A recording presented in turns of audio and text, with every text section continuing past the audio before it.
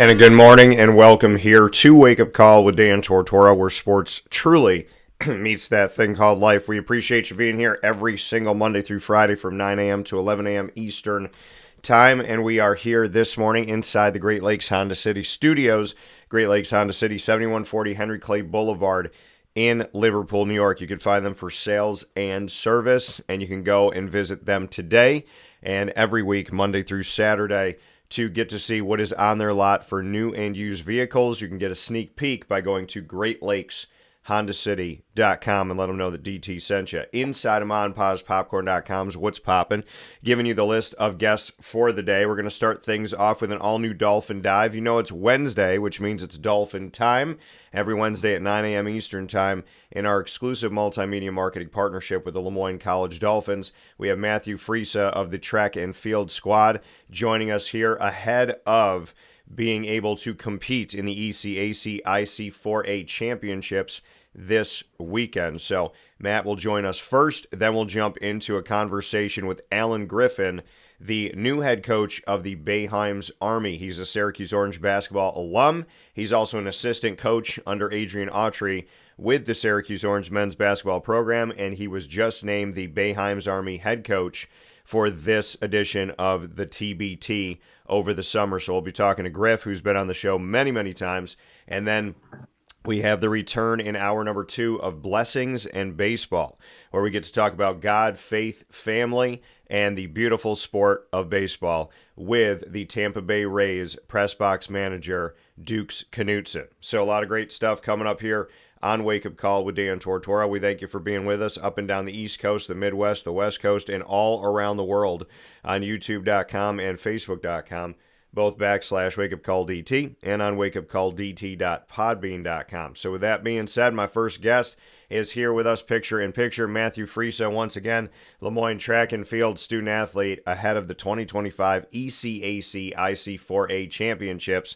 Matthew, how we doing? I'm doing good. How you doing?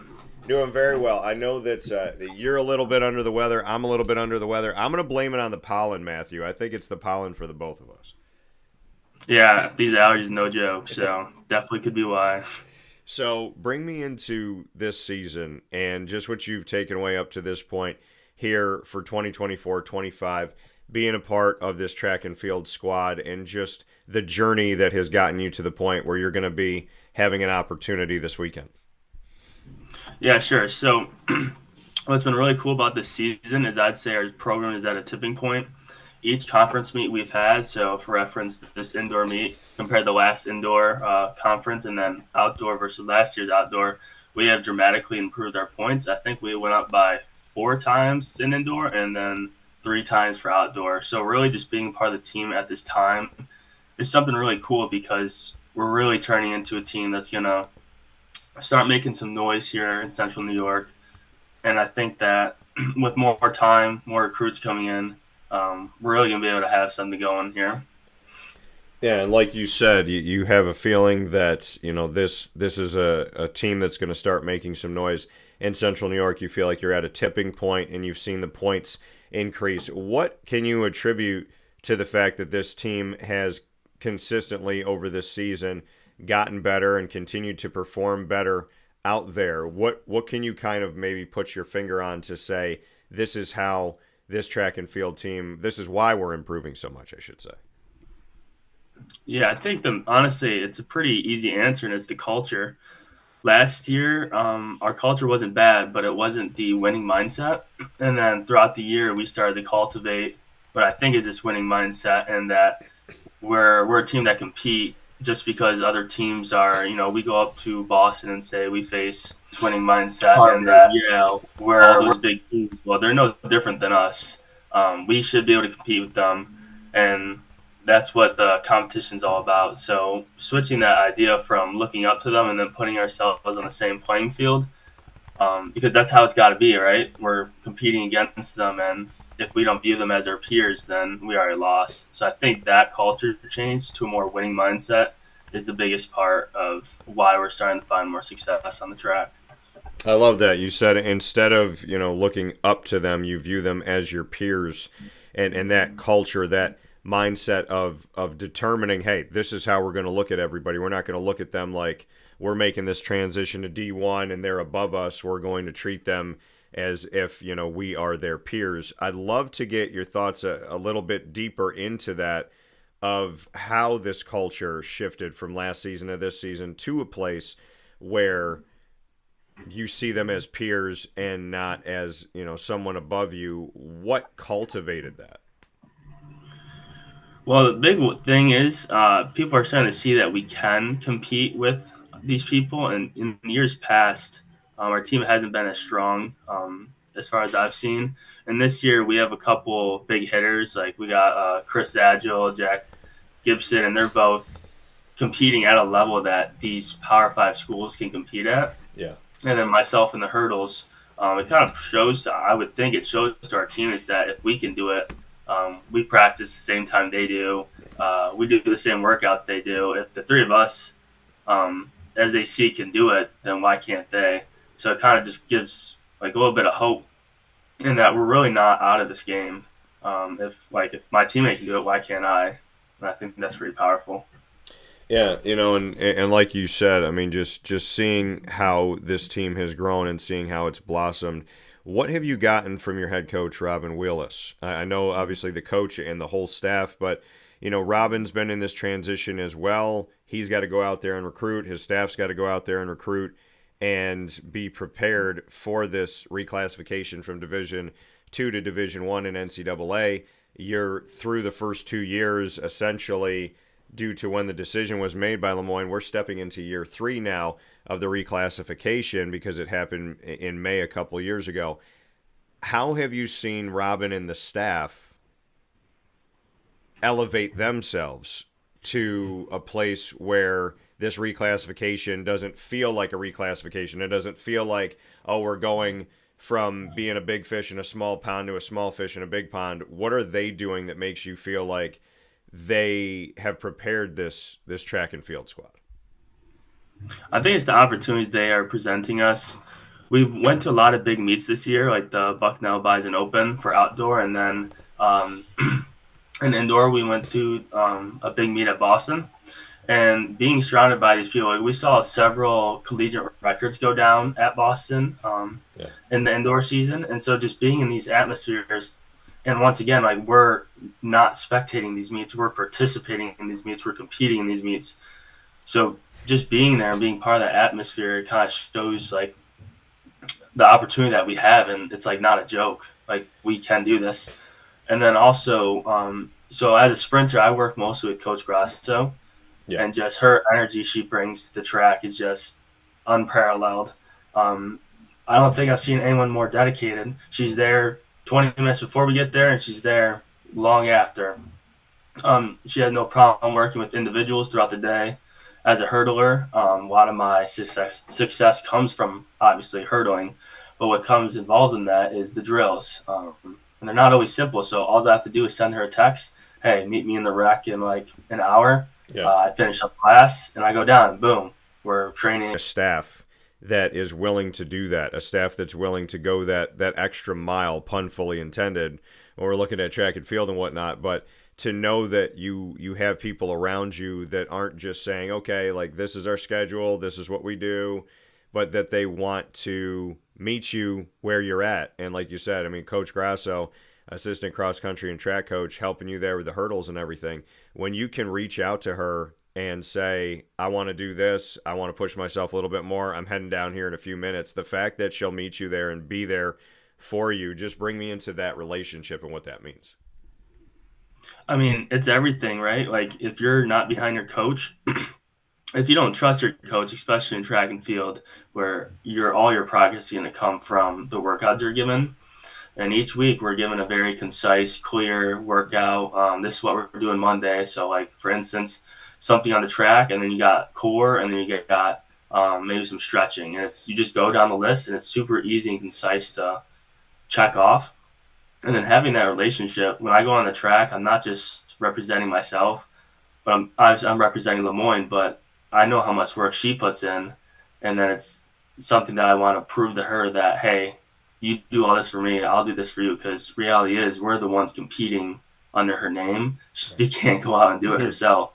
So I think the sprints in general, we want to win for a coach. Like she puts so much time and effort in, and the easiest thing we can do to give back is get our name out there and throw down some heavy times.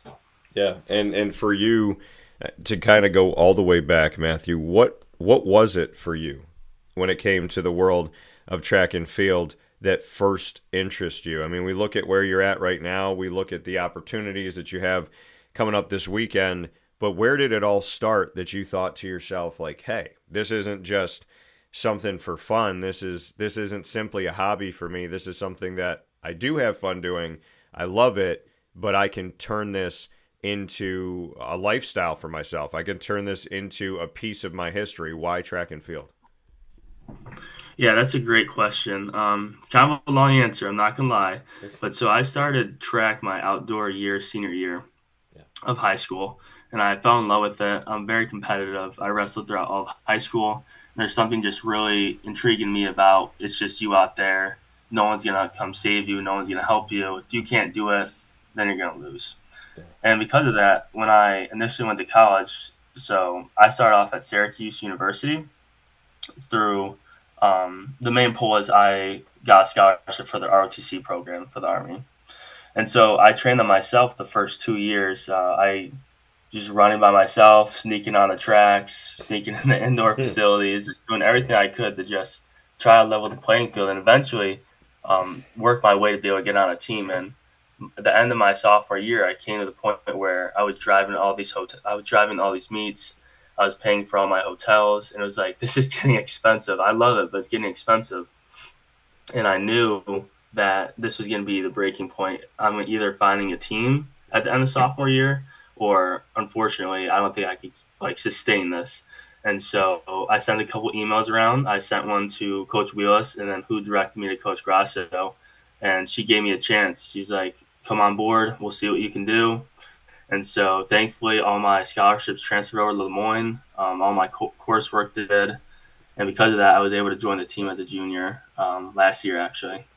Yeah, and like you said, you came in a lot of pieces in that. You said you came over from Syracuse. So what made you transition? I know, like, being in the area, obviously Syracuse down the road from Moyne, but what ultimately attracted you to Moyne? And then I know this is a totally different topic, but I'd like to hear a little bit more about it, being a part of the Army ROTC program and why you chose that. Yeah, so for Army ROTC, they gave me free college. So I was like, all right, let's do it. I applied for it my senior year, and my brother started off, so he's a year older than me. So he commissioned last year, and I just commissioned last weekend as a second lieutenant through the program. And so he kind of paved the way for me for sure. And then moving into more of the Moyne, why Moyne? So the way ROTC works is you can only transfer your scholarship to certain places and be a part of the same battalion. So I wanted to stay at Syracuse because that's where I made all these great friends, great relationships. So I really wanted to stay in the area. And because they're a partner school, it was the perfect opportunity for me. I could not only run track and field, but I would still be a part of the Syracuse, it's called Stalwart Battalion. So I'd stay in that, and then at the same time, college would remain free for me, which is a great opportunity to be given. And so I want to take full advantage of that. And because of that, Moyne was just a perfect school for me. And thankfully, they gave me a chance, and I was able to run with it.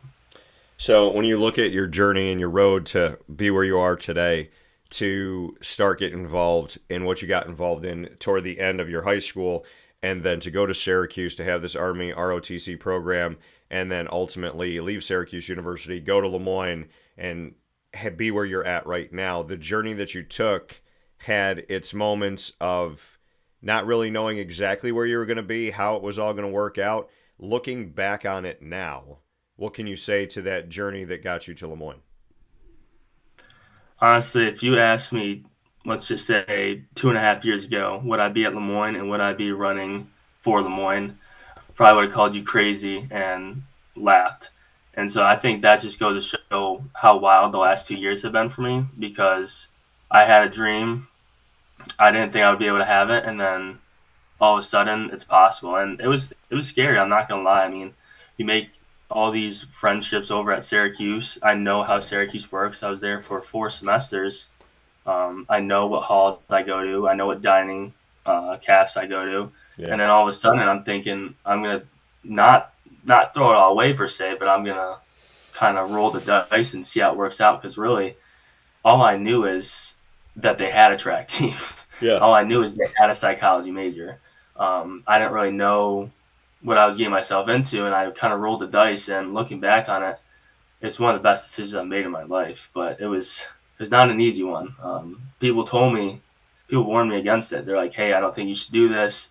Like, think about your future. And I was like, nah, like, I'm going to put some faith in myself. I'm going to bet on myself. And sure enough, it all came together. So where does that fire come from? Like you said, you bet on yourself. You went after this. Some people said, don't do this, don't go in that direction. But you wanted to be out there. You wanted to be competing in track and field, and you found a way to do it. Why has the world of track and field been like sitting there with you, always a fire in your belly? Why is it there? Really, I think it's just my competitive nature. Like I was saying earlier, when you get in the blocks and you got a 400 for you, man, let's say for my case, 400 hurdles, that's, it's steep. You're going to run as fast as you can and hurdle over 10 objects in front of you. And something about that, I think I love to work hard. I love how the times drop, how objective it is. For other sports, your coach could have something against you and be like, hey, like, I don't want you playing today, or I think someone else is sparing you. But the thing about track is it's whoever's fastest. So having that and knowing that, it's like, all right, let me run. And also, personally, my mom ran in college, and she's always been a big runner throughout my life. And so it's kind of normal for me to want to pick up running, and she supported me all the way. She knew the risk I was taking, and she was like, go for it. And I was like, all right, I'm going to do it. And I don't know, every day I wake up and I'm like, I just want to run more. So it kind of sucks that's coming to an end, but that's how it goes. Well, the thing is you have the opportunity to put an exclamation point on that ending. The ECAC IC4A Championships. Bring me into what you have coming up this weekend and what it could mean for you. So this weekend, I'll be running 400 hurdles on Sunday. So the importance of this meet is there's a chance to get All East. So you're competing for the All East title through the IC4A program per se. And so with a good race, I can do it. The thing with hurdles is it's anyone's day on anyone's, because anyone can hit a hurdle. Anyone can have a bad start. And it's a lot more finicky than your normal flat races. So if I have a great race, I run to what I can do.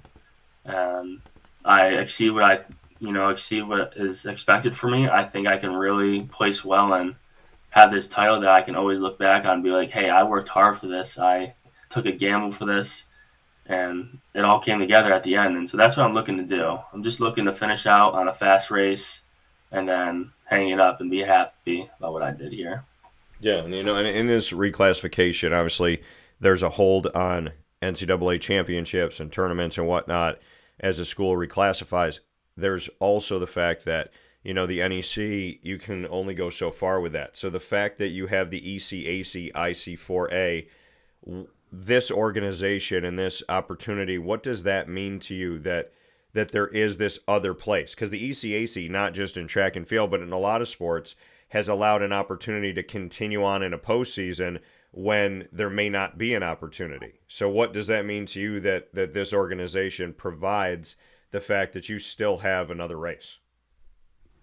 I think it's super cool because it is another race, but it's also a prestigious race. Like, you're not going there to face local teams from New York. You're going there, you're facing some heavy hitters. Like, we'll be going up against Brown, Army, Navy, a bunch of big schools. And like I was saying earlier, I go into it, I look to my left and right, and they're just like me. They're trying to win just as much as I can. The only difference is I have a Dolphin on me. So I'm going to go in there and try to make some noise, because really people don't know who we are. We're pretty new in the scene. People look at Moyne, they kind of wonder, hey, where are they from? I don't recognize it. So one of the goals I have is just get our name out there. You beat some of these big schools, people will start talking. People will notice those things, and we can get some nice attention about that. And this wouldn't be possible if not for the ECAC putting this on for us and holding such a competitive meet. Yeah, and I think it's huge. And like you said, going outside of yourself, and it's not just about you, but putting the Dolphin out there, giving Moyne an opportunity to continue to spread who they are out there into the greater world of sports. Matthew, before I let you go, I do want to, you shouted out your mom. What's your mom's first name? Kara. So Kara went out and she had her own world of races. What have you learned from your mom, Kara, and what is maybe the best piece of advice she's given you living in that world that you've lived in, and also being someone that's out there and trusting in their feet, trusting in their body, and racing as well? I think it comes down to consistency. Every morning my mom gets up. Maybe it's not running, but maybe it's biking, maybe it's lifting. And growing up with that, it's powerful. It's not something she's necessarily telling. I have two brothers, so it's not necessarily telling the three of us. Yeah. But it kind of showing us what a healthy lifestyle is like. And the same goes, my dad also is very into fitness too, so it's great to have these role models. Something about running, I think, is she never explicitly said this, but after a bad race, you just you keep your head up and you just move to the next one. Because if you really beat yourself up over a race, what does it do for you? It doesn't do anything. I'm gonna wake up motivated the next day regardless. So for me, it's you take it like a champ. You hold your head up high, have your pride, and then for us, we might run for your typical meet. We might run twice or three times a day. So if that first race goes bad and you take it and you want to be selfish and you kind of take yourself out of the race, well, guess what? That second or third event, that might be a relay. Now you're not just punishing yourself, but everyone around you. So really take 5 minutes, deep breaths, be like, okay, I may have messed up, may not have a good race, but I'm going to get the next one. And if you just keep that mentality, every morning you'll wake up with a drive inside you. I love it. What's Dad's first name? Lawrence. Lawrence. So shout out to Lawrence and Kara and the children that they're raising, including Matthew here. Matthew, it's time to play Rapid Fire. We're going to jump into an opportunity where you can ask me any topic in the world, any question, and I could do the same thing. So it can be sports related, could be food, music, movies, literally anything. You get to ask me the first question. What do you got? How does God involve in your podcast? In everything. The way I treat people, the way I speak, the way that I handle myself, how freely we talk about God on the show. So how does God get involved? He's in every nook and cranny and every piece of everything I do. He's the reason why I wake up. He is my heart and soul. I mean, he's got anything and everything.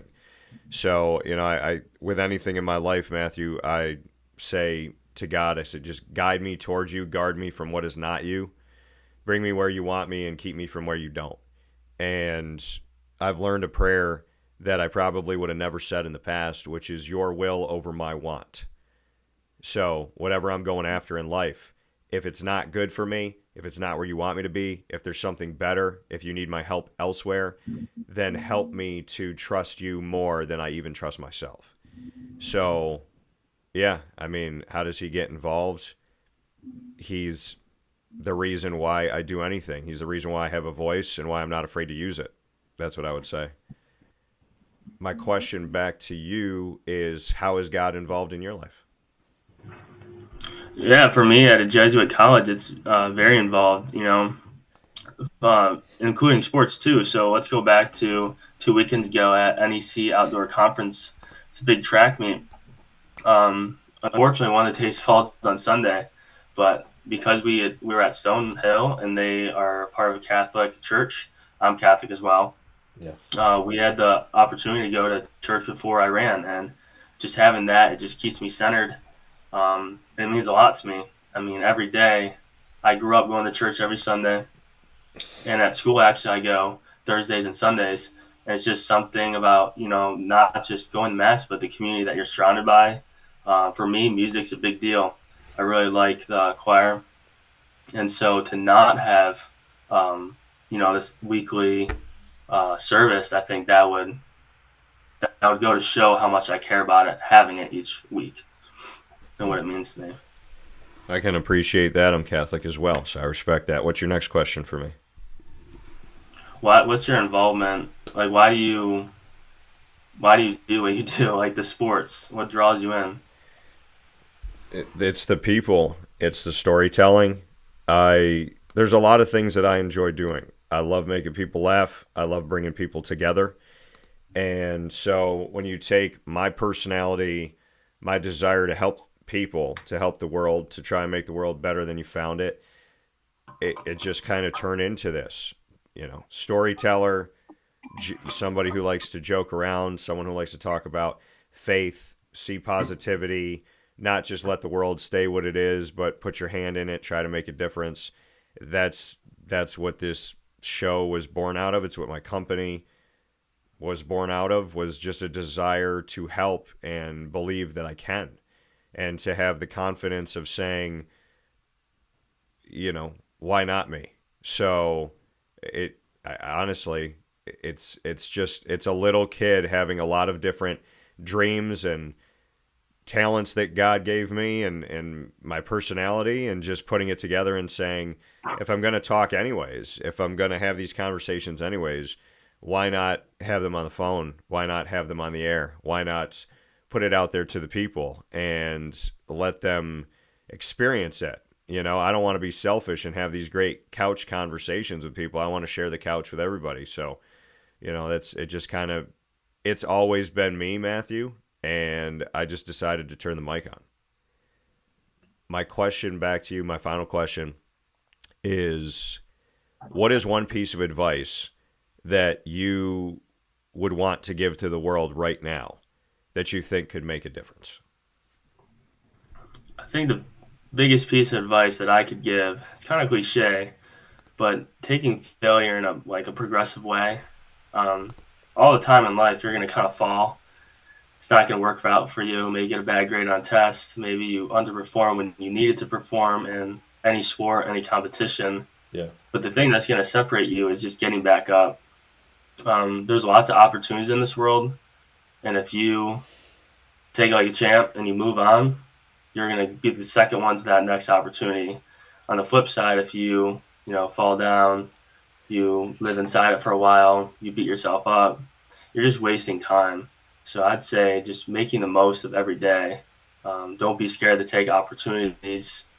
That's what we're here for, right? If you go to college and you do 4 years of a degree, and then it's ready to go in the job market and you're hesitant, you're scared, well, you're doing yourself a disservice. You just did the last 4 years of learning, getting yourself prepared. So take an initiative. Find the job. If it doesn't work out, you're going to get that experience, tough it out for a couple of years, and then switch over. It's never the end of the world. I love that. Fail forward, fail upward.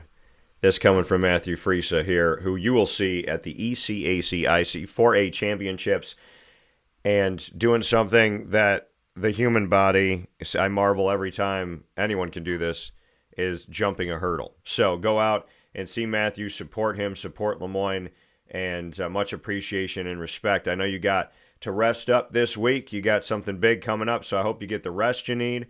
I hope you get all the workout and time that you need, and I hope that you clear your mind, trust God, and understand that if anybody can help you leap over a hurdle, it's the big guy. So I know you'll be great out there this Sunday, and I look forward to hearing how it goes. Hey, that I can do. It was great talking to you. Great talking with you too, Matthew. I'll talk with you soon. All right, thank you. Take care. That coming once again from Matthew Frisa here on Wake Up Call with Dan Tortora, where sports truly meets that thing called life. For those of you that are getting excited here for the opportunity to have a Boeheim's Army conversation, we're going to be doing that right now with Allen Griffin. Allen Griffin is no stranger to the broadcast. He has been with me on Wake Up Call for many, many, many years, and I cannot say enough about Griff and the fact that we have had this bond over time. I consider him a friend, and I always appreciate him being on the show. He's been with me out in public when we've done events together. He's also been here on the broadcast, and you've been able to hear him in the morning on Wake Up Call. So with that being said, it is definitely an honor and a privilege to have Allen Griffin here on Wake Up Call with Dan Tortora, where sports truly meets that thing called life. And I look forward to being able to share this with you today. So with that being said, we have Griff here with us on Wake Up Call. And Allen, how you doing this morning? How's everything? I'm good, Dan. How's everything with you? Doing very well. And first and foremost, I have to congratulate you on this opportunity that you have with Boeheim's Army. I think it's great that you are now the leader of this team and the head coach of this team for the summer. And I mean, honestly, like I said, I consider you a friend over many years, so I'm very happy to know that you're going to be leading the squad. Thank you. I appreciate it. Looking forward to the opportunity. It's going to be a good one. So bring me into how it came about, Griff. How did you kind of get offered this chance to lead the summer league here that we have with TBT? You know, one of my good friends, Adam Weissman, called and he asked me to be a part of the team. You know, I just said, yeah. I think it's a good opportunity, you know. But yeah, that's how it came about. Adam texted me. He actually not even called. He texted and said, "Would you be interested in, you know, coaching the TBT team?" And I said, "Definitely." I said, "You know, first I have to talk to Red first and get that all squared away because I'll definitely miss a couple games, summer stuff in July." But yeah, Red gave me his blessing, and I was excited about it. Very excited. Yeah. Now I know that you mess around and Red messes around as well. So did he give you any type of hard time as a joke when you asked him, or no? Oh no! You know what? He was real serious. He was real serious with me at the initial. He was like, "Yes, I think it'll be a great opportunity for you, you know, to see what it feels like, you know, running your own squad, blah blah blah." And I said, "Yeah." So that was real serious. But then when they announced yesterday, he called me and said, "Welcome to my world now. Take all the criticism. Get ready for everything thrown your way." So. But I appreciate him. You know, obviously, he understands the business and he understands where I am in my life and career. And for me to get this opportunity, he definitely wanted me to make sure that I don't pass it up, and I appreciate him for that. Yeah. So I mean, Griff, when you look at it, I mean, this is the first time we've seen you as a head coach. So what can you say to that effect? And like Adrian said, you know, you're stepping into this. Welcome into my world. You know, everything that comes with that. What do you think about this opportunity to now be it? We've seen you as a player. We've seen you as an assistant. Now we get to see you as a head coach. Great. Again, I'm just happy for the opportunity. It's something that, you know, I've been thinking about, you know, moving forward here in terms of, you know, next step in my career. And, it's going to be a challenge because, you know, obviously you don't get 30 games to play. You get one. But I like the challenge. I like the challenge is going to, you know, create straight from the jump, from the first practice that we have as a unit to the last possible game that we have. It's going to be a challenge, and I'm looking forward to it. You know, and you mentioned Adam Weitzman, and obviously we've, you know, known him throughout history and his connection to Syracuse. What has he meant to you, and what do you think he has ultimately meant over time to the Syracuse basketball program? You know, what's crazy is that obviously a personal relationship. Like he's always been a good friend to me, and you know, and a couple of tough decisions that I had to make throughout my career and throughout me knowing him here in Syracuse. I always knew he was going to tell me the truth, right? So when I had those conversations, you know, appreciate you, this, and the third, and you know, obviously, it's like we never stopped talking. So Adam's been that guy for me where I just know like I could definitely get the truth from him when I have a conversation with him, and it's been like that ever since I've known him. Do you miss him? Do you miss seeing him in there at the games with you? I mean, oh yeah, definitely. You definitely miss everybody, you know, obviously. But you know, that's not for me to comment on and deal with. Obviously, that's something that has to, you know, is above my pay grade, and I just want to focus on TBT and hopefully winning it all. But yeah, definitely, you miss him. He's my friend. And you know, like you said, I mean, he's involved with TBT, and so now you have an opportunity to have that time. So as much as you don't see him on the Syracuse basketball sidelines, the fact that he called or he texted you and wanted you to be a part of this, and that you can be together with him on that, what does that mean? Because I know obviously when Boeheim's Army won the TBT a few years back, you know, he was connected with it. He stayed connected with it. So, like you said, he's a guy you can trust. You know he's always going to tell you the truth. When he texted you, how much weight did that hold that it was him saying, I want you to be involved? You know, he holds a lot of weight. You know, like I treat all my friends, right? And, you know, you're not a friend, you're a conditional friend. If I consider you a friend, you're a friend that I definitely admire, respect. And so, given said that, you know, when he texted me that, I was, you know, again, excited and looking forward to a new challenge in my career. And it's like, you know, Dan, you call me. I consider you a friend. If you call me, you ask me to do something, I'm a highly considerate because, again, I consider you as a friend. So when it's all said and done, yeah, man, I was excited for him, and I appreciate him thinking that highly of me, right? And that's a big thing. Yeah, and I appreciate that in the many years that we've known each other. And, you know, obviously I appreciate and I respect and I value our friendship very much. And you've always come through for me. And it says a lot about you. I've gotten to know you off the air. I've gotten to know your personality. I've gotten to build that friendship and that connection to me that lasts a lifetime. What do you feel like people don't know about Allen Griffin? Because I've gotten to know a lot about you, but what do you feel like they don't know, because now we get to see more of you? You know what? It's the one thing I would say is that I'm cool, right? And I take cool very highly, very high. Excuse me. When it comes to me, is because cool can be a lot of things. I can be cool under pressure. I can be cool with you. I can be cool during, you know, just first meeting you. Like, and that's the one thing I try to consider myself as cool. But I'll bite your head off. In terms of, you know, my competitiveness, right? I'm very competitive, and, you know, it might not show on my face, but, you know, I try not to lose. I want to win everything that I do. Yeah, so maybe cool is a very broad word, but I can use it in so many ways, which is the terminology of broad, just being so wide ranged. But again, I'm very competitive, and I want to win. Yeah, I mean, when I think about you, like you said, you said I'm cool. You know, I can be kind of cool under pressure, but I'll bite your head off. I kind of see you in a way like a silent assassin. Like, people don't really know what you're thinking when you're on the sideline.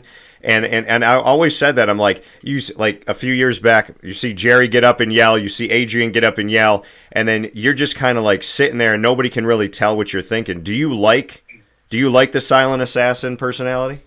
Somewhat. I mean, definitely don't let people see, you know, you sweat under pressure, right? You know, the one thing I say is this. The two people that sit next to me, they hear me.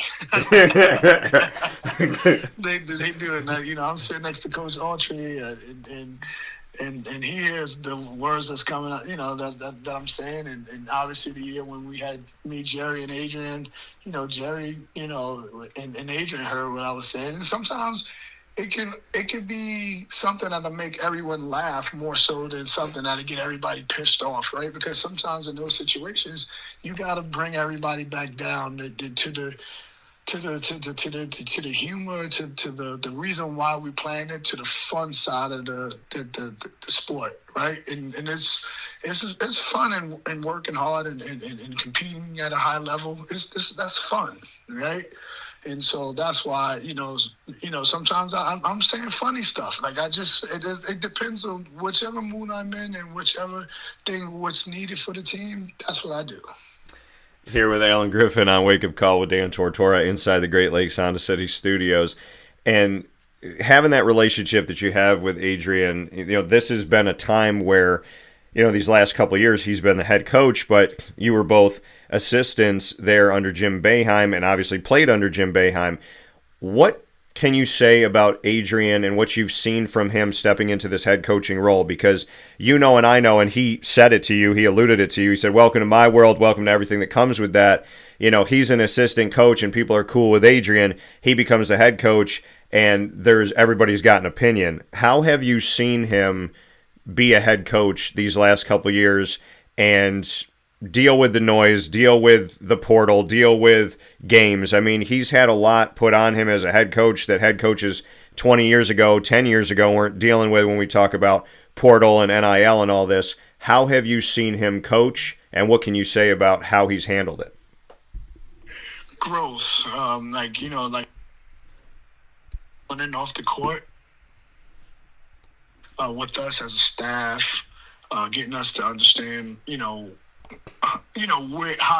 where we can help him be as successful as he can possibly be as the head coach here, and just confident, right? Like with a lot of the stuff that went on, and obviously us not having the year that we wanted to have, it can mess with your confidence a little bit. But you know what? Adrian never faltered. He's always been about, what's the next thing? What's the next task? What's the next game? And he obviously blocking the noise out and just focusing on trying to make this program the best program it could possibly be, but also to the players and the team to be in the best possible team and players that they could possibly be. So, he's been very, very, very steady.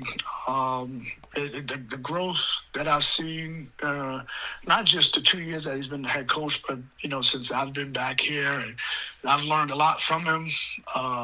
And it's just been a delight just working alongside of him and continue to, work alongside of him and we'll get this thing going.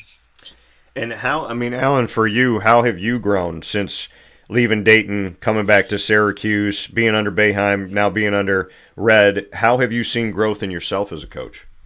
Man, it's when I was at Dayton, a quick story is we were in a situation where we had talented players, but we had to do a little bit more, right? And I used to call it fluff. If we wanted to run a pick and roll on the side, we would do something to get into that pick and roll. Whereas here, when you have the players that you have, it's less fluff. It's just straight to it. So just simplifying the game for me, more. Then obviously being able to coach talent and be able to get talent better, right? Coaching talent is probably the hardest thing to do because, these guys can do it all and they can do it all at a high level. Now it's about, molding that to one, getting them to make themselves that much better, but also two, molding them into the scheme and what you're trying to do as a basketball program. So it's not an easy task, but just being able to coach the talent too is big for me.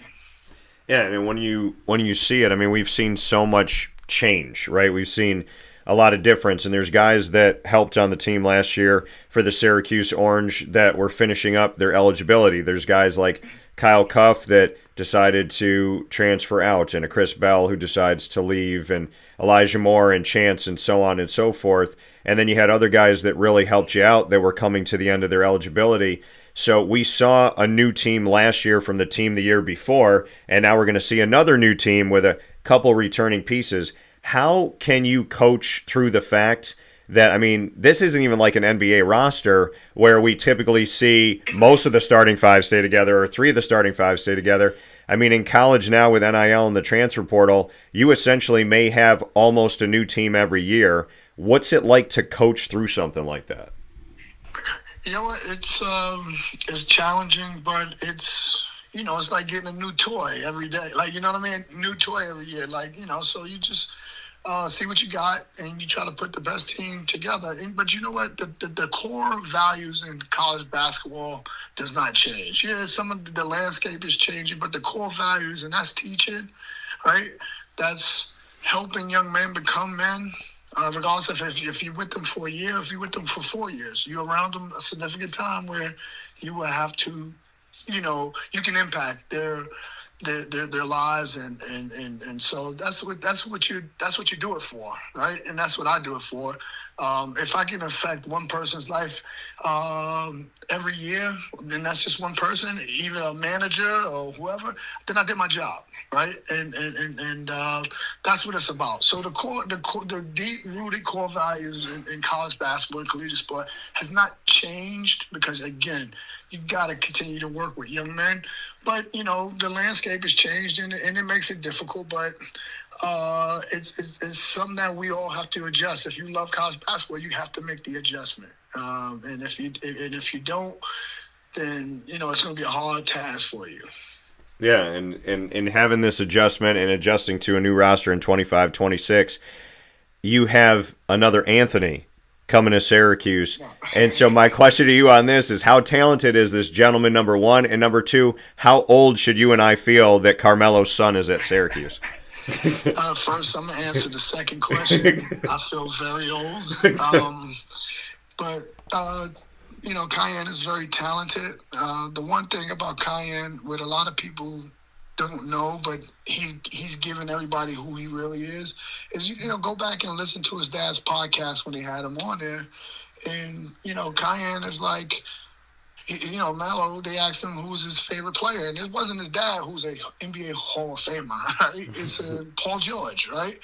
And that's what Melo taught him is like, yo, champ, like, this is your time. This is what you need to do for you.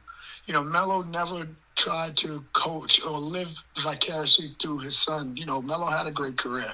He's able to take a step back and just focus everything on Cayenne, and that's the beauty of Cayenne, because now he's going out there and creating his own identity. Yeah, it's hard to say that and do it because your last name is Anthony and your mom and your dad are famous, but like at the end of the day, that podcast told me a lot more because it was no hesitation when he said Paul George, right? Now, deep down inside, who started it all, he understood. We all know who did that, right? I mean, that's just not, nothing to say. We know that. But again, Melo and Lala has done a phenomenal job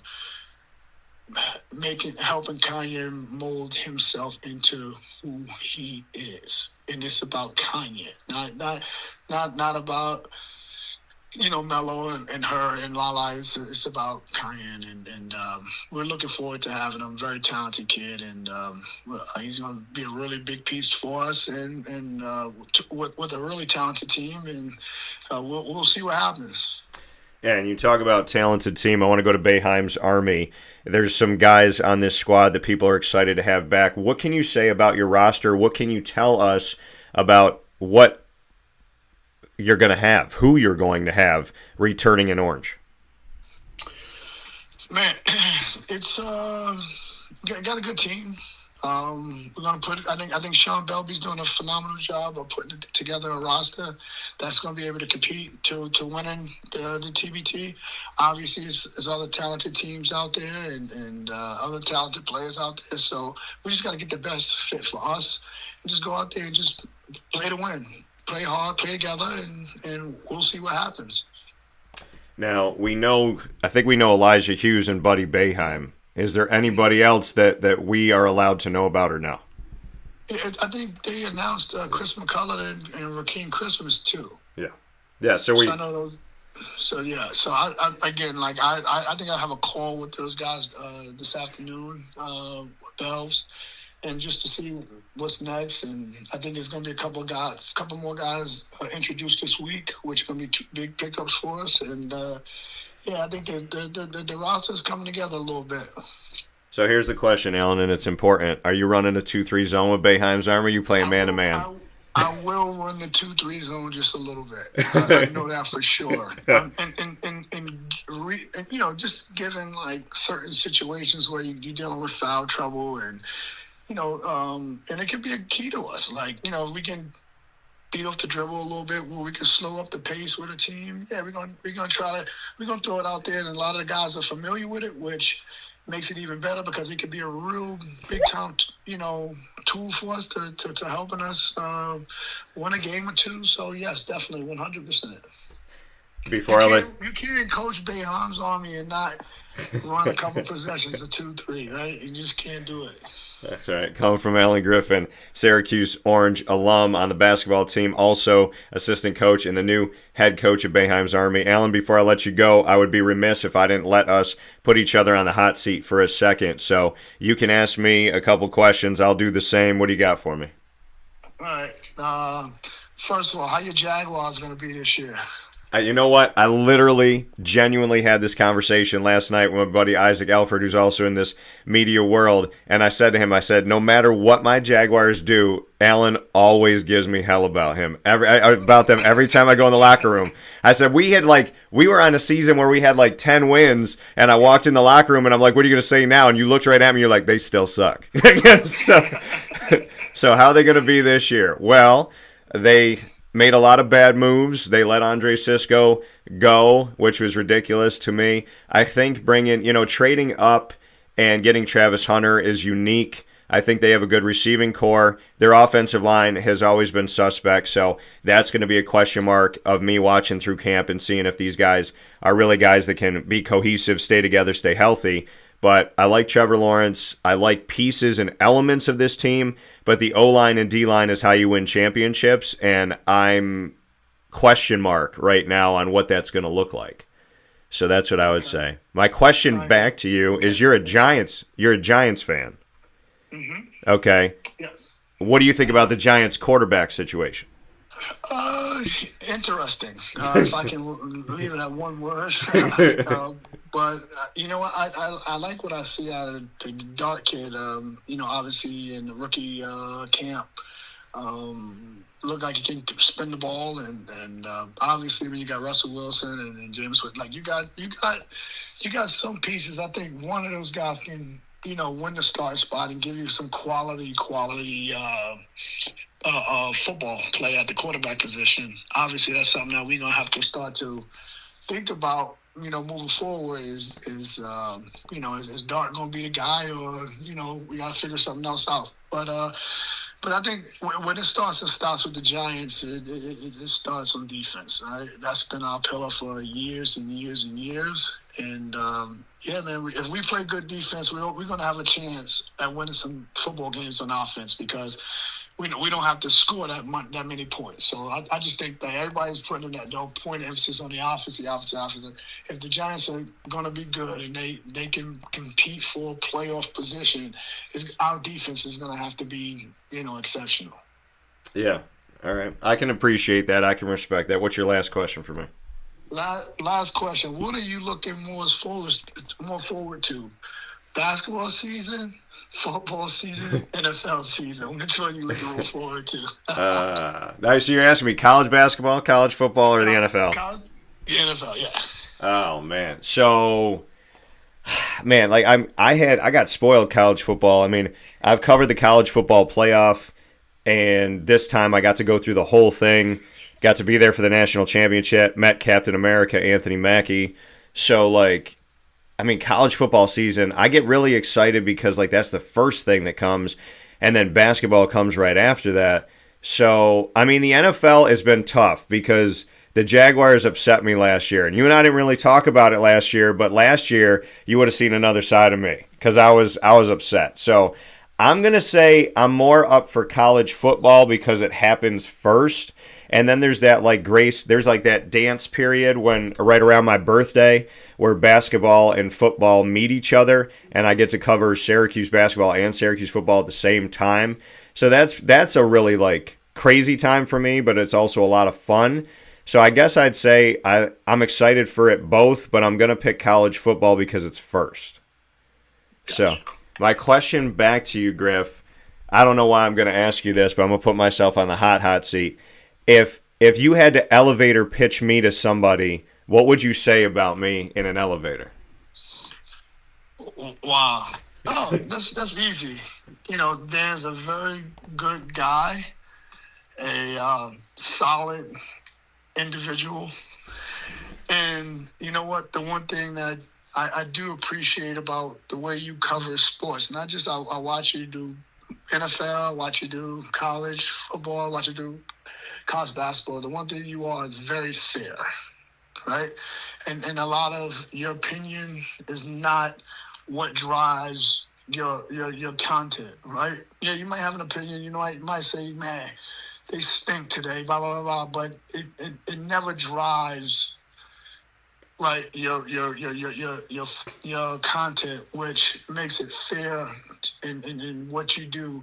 And that's the reason why I'm always going to be here whenever you ask me to do something, because of that very thing. Well, Griff, I put myself on the hot seat, and you said something that I will remember forever, so I appreciate that very, very much so, and I sent it back to you. Like I said, you've always been available. You've always made time. It's never been a question. You always get back to me, and you have treated me with respect, and you've treated me like a priority for many years, no matter what's happened or what's going on, if the team's winning, the team's losing, whatever's going on in life. So I want to say thank you for that. You and I think, owe each other doing something maybe a little more often. I got some ideas, so you and I are going to have to talk to each other, but I have the utmost respect for you. I appreciate the kind words. I'll work to earn those every day. And I can personally say this, I cannot wait to see you on the sideline, because as a friend, you deserve it. And as somebody that I respect, I can't wait to see what you're going to do with it. I definitely appreciate that. Appreciate your kind words. Thank you. All right, man. I'll talk with you soon. All right, man. Take care. Man. Thank you. Yeah. See you, Griff. Yeah. Bye-bye.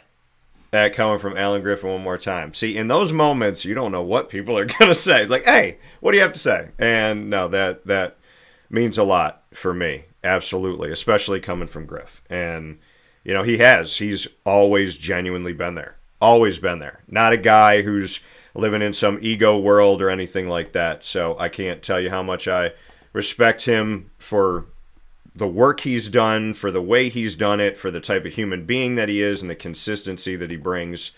You know, I think people judge a coach on wins and losses, and they judge a coach on recruiting and this and that, but you got to look at the content of the character, and you have to look at the man or the woman out there, who they are, why they are, what they are. And that, to me, goes a lot farther. Speaking of the content of character and who a human being is, Dukes Knutson is going to join me in just a moment here. We're going to take a step aside for a fast break. But if I can talk about the content of someone's character and the value that I have in friendship, Dukes Knutson, well, he's high up there. We'll talk about that from the Great Lakes Honda City Studios right after this.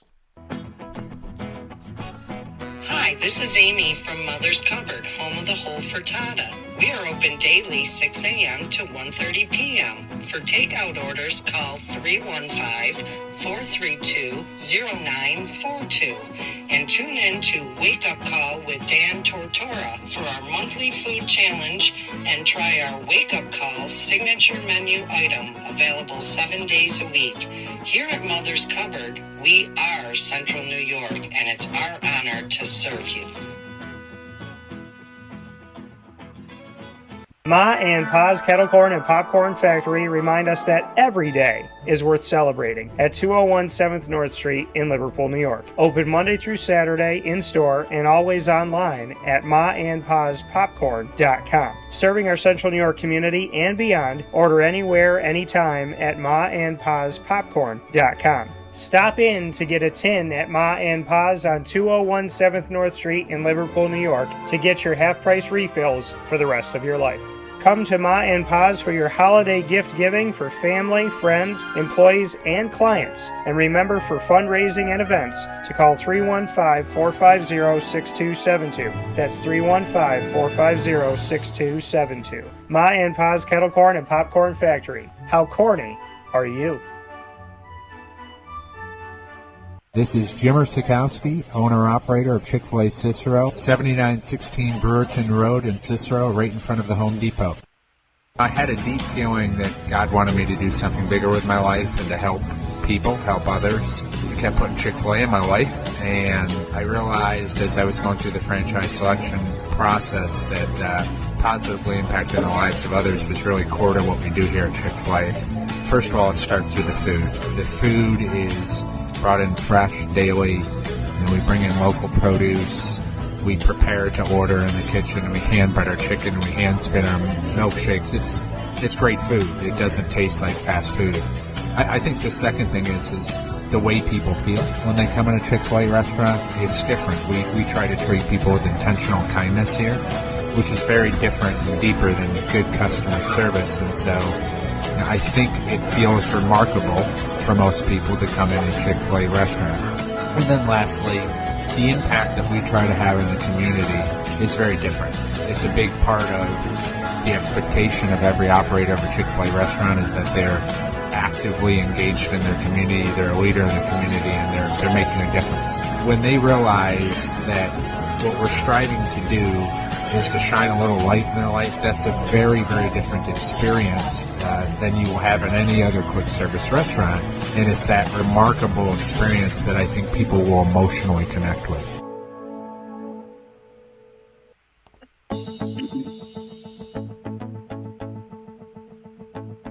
Avicoli's, located on the corner of Route 57 and Wetzel Road in Liverpool, New York, has been your trusted neighbor for decades. Located just steps from Liverpool High School, we're happy to have the Liverpool Warriors on-site, on-location broadcast at Avicoli's through Wake Up Call with Dan Tortora every single month, featuring student athletes, coaches, and administration throughout the year from Liverpool High School. Head out to Avicoli's today on the corner of Route 57 and Wetzel Road in Liverpool, New York, open Tuesday through Sunday for lunch, dinner, and drinks. We'd love to see you out there. And of course, you can call them at 315-622-5100 for takeout, delivery, and catering. That's 315-622-5100. And also find them on myavicolis.com. That's myavicollis.com.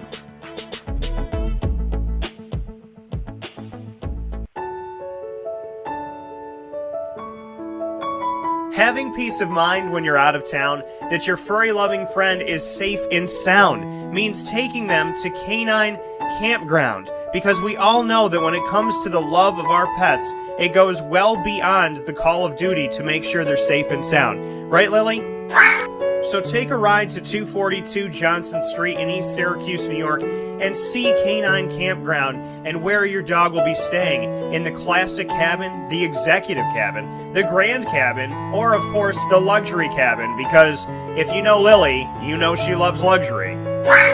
Now you don't have to wait to the last minute to find a family member or a friend that'll take your dog for a few days. Call Canine Campground at 315-299-4013. That's 315-299-4013. Their drop-off and pickup times are Monday through Sunday. Check K9campground.com for more information. That's the letter K, the number 9, and campground spelled with a K.com. K9campground.com. When you're going out of town, bring your dog to Canine Campground.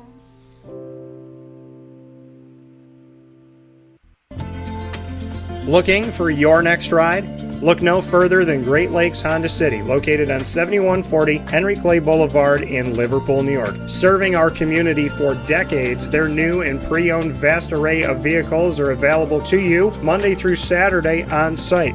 To search from home, shop at GreatLakesHondaCity.com. Call 315-365-5576 to set up an appointment. That's 315-365-5576 for Great Lakes Honda City, 7140 Henry Clay Boulevard in Liverpool, New York. Great cars, great people, Great Lakes.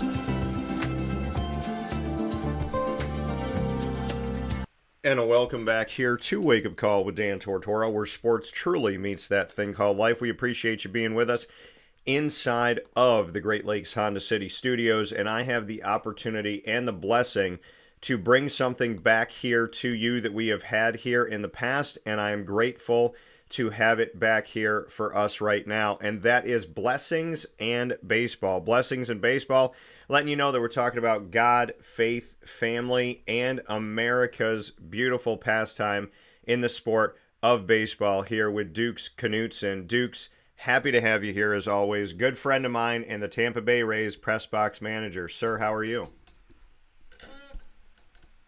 Oh man, Dan, good to see you. It's been a long time. I'm doing great. I know it's definitely been a minute. A lot of things have happened. Last year, the Tampa Bay Rays was hit by a storm, as much of Florida was. and it did a lot of damage to the trop. You and I have talked about it before. People have knocked the trop. They don't like the trop. They want to see something else. You and I have had a different story of the nostalgia of the trop, of what we appreciate of Tropicana Field. How have you navigated what's gone on and the fact that the Tampa Bay Rays home is not available to them right now? Well, it's unquestionably been a challenge for all of us in this area. On the one hand, Dan, we are so blessed to be able to have a place to play at Steinbrenner Field. It's a spring training facility, but it's probably as great a spring training facility as you can find in America today. It's a great venue, but it's small compared to major league standards. But we're getting by. We're not used to playing outdoor baseball. We had our first 2 ever rain delays this past weekend. That was new. In fact, they gave out complimentary ponchos on Saturday that basically said, this is historic. This is the first ever rain delay in Tampa Bay history. But for me personally, because I live in Sarasota, it's a much further drive for me for each game. There's much more traffic to contend with. So those are those issues. But Dan, I always remind myself, if those are my biggest problems in life, I'm in good shape.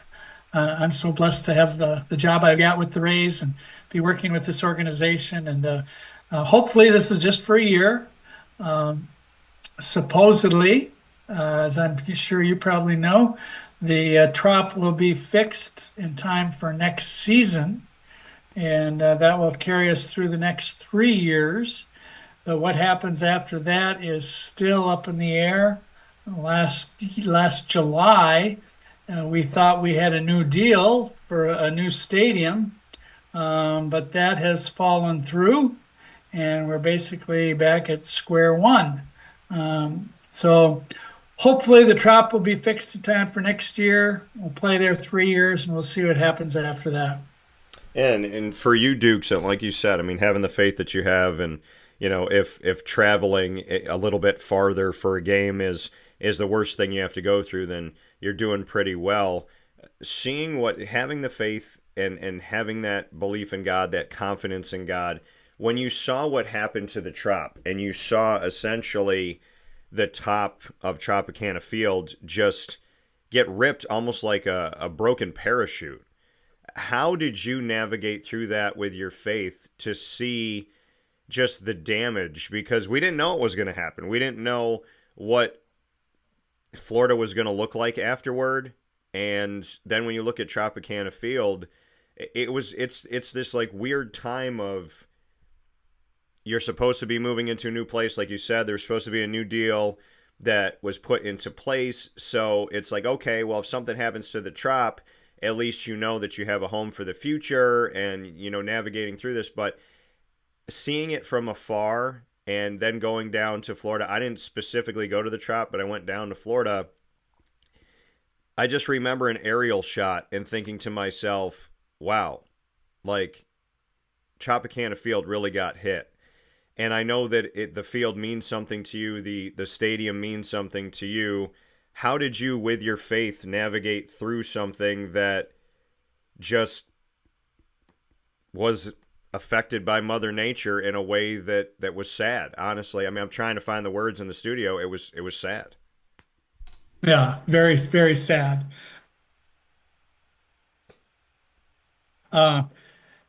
The night of the storm, the night that the roof actually blew off, I was actually across state in Jupiter.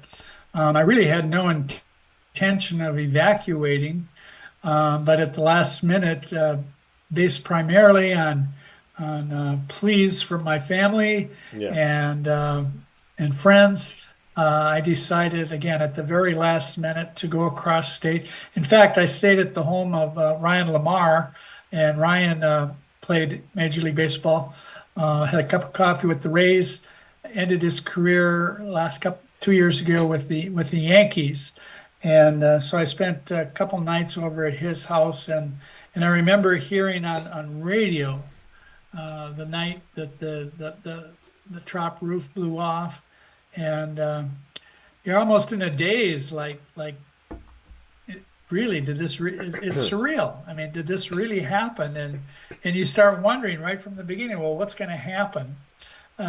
It wasn't until probably, I don't know, a month or so later that I made my first trip to the trop and saw the devastation. And all I can compare it to, Dan, it's like a death in the family.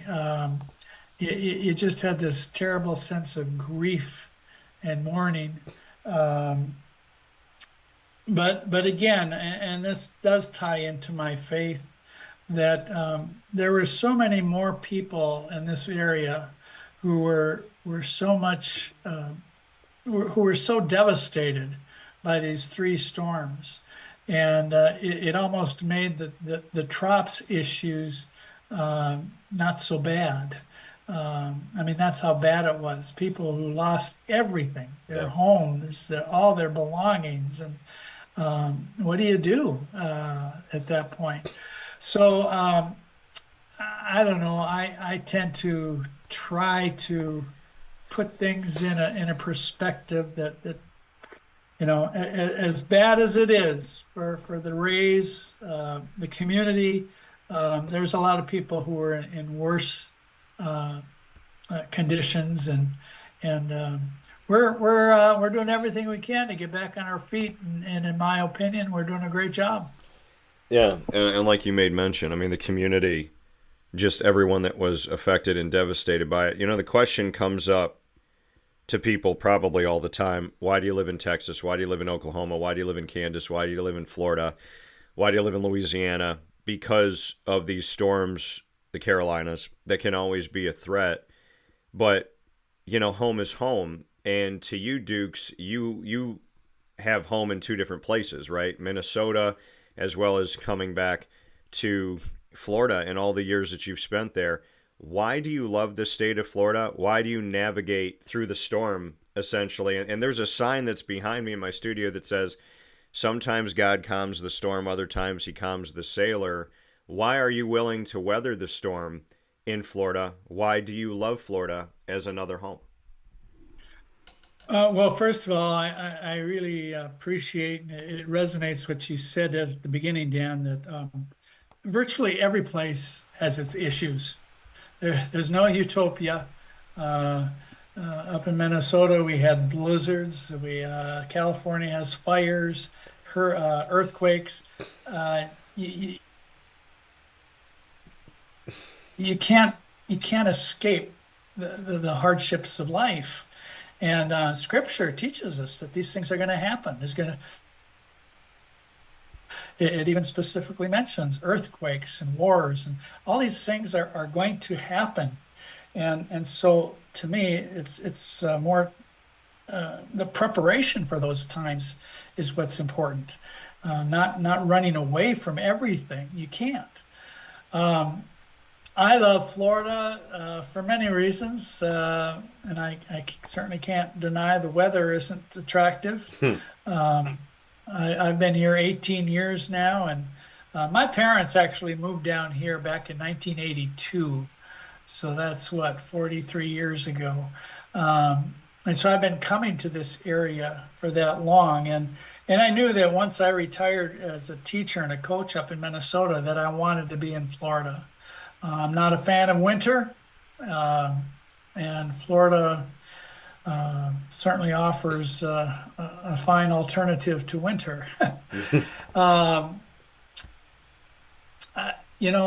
guess this isn't unique to Florida, but again, as you said, Dan, home is home. I mean, once you get a circle of friends and family in this area, it's hard to leave them. In fact, after my dad died in 1994, we thought maybe Mom won't want to come back to Minnesota now. But at that point of her life, she says, "No way." She says, "All my friends are down here now," and so there's it's people.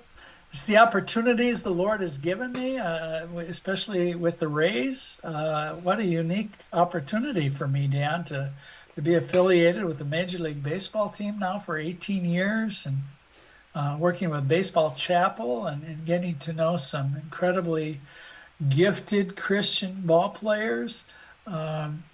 This is home. This is home. And that's not to disparage my Minnesota. I still love Minnesota. And I do go visit during the summer. I won't go in the winter. But I'll take the chances. Yeah, and here with Duke's Knutson, and speaking about my second home, which is the great state of Florida, and I'll be down there very soon as well. And I love it, and I miss it when I'm home, and then, there's nothing like coming home as well. So it's funny how that works. You have Minnesota and Florida. I have upstate New York, and I have, the state of New York in general, and Florida. And for you, Dukes, as we've navigated through this in Steinbrenner Field, I mean, if you're going to be anywhere, Steinbrenner Field, right, a good place to be, as you had mentioned. The attendance at CHOP was 16,515 at capacity. Steinbrenner Field, 11,026. I know there's renovations looking to be done there and different things in making sure that this really does feel like the Rays' home. You've been there. You physically have experienced Steinbrenner Field as the Rays have, in a way, I don't want to call it a remodeling, but a retooling of the facility to make it their home, right? So how would you describe what Steinbrenner Field looks like, what it feels like, and when you do go to a game, does it feel like the Rays' home? Have we gotten to a point here, almost 40 games into the season, where Steinbrenner Field does feel like the home of the Rays? Yeah, I think so, Dan. I think we all realize that this is it's a temporary home, but we've been there long enough now where I think it feels like home. I guess the biggest problem, certainly from my perspective as the supervisor of the press box, is just how small it is. At Tropicana Field, we have 63 seats in the press box, and at Steinbrenner Field we have 29. Yeah. It's hard to I often tell people that my job is to keep everybody happy, and it's hard to keep everybody happy when you're going from 63 seats down to 29, and you have to tell some people, it's sorry, we don't have room for you. So it's that certainly is an issue. I think everybody has done a good job of realizing the situation, that it's not going to be the same. It's been fun. I think a lot of the fans' reaction has been very positive. The sellout is listed as 10,046, and we've sold out every game except for one so far.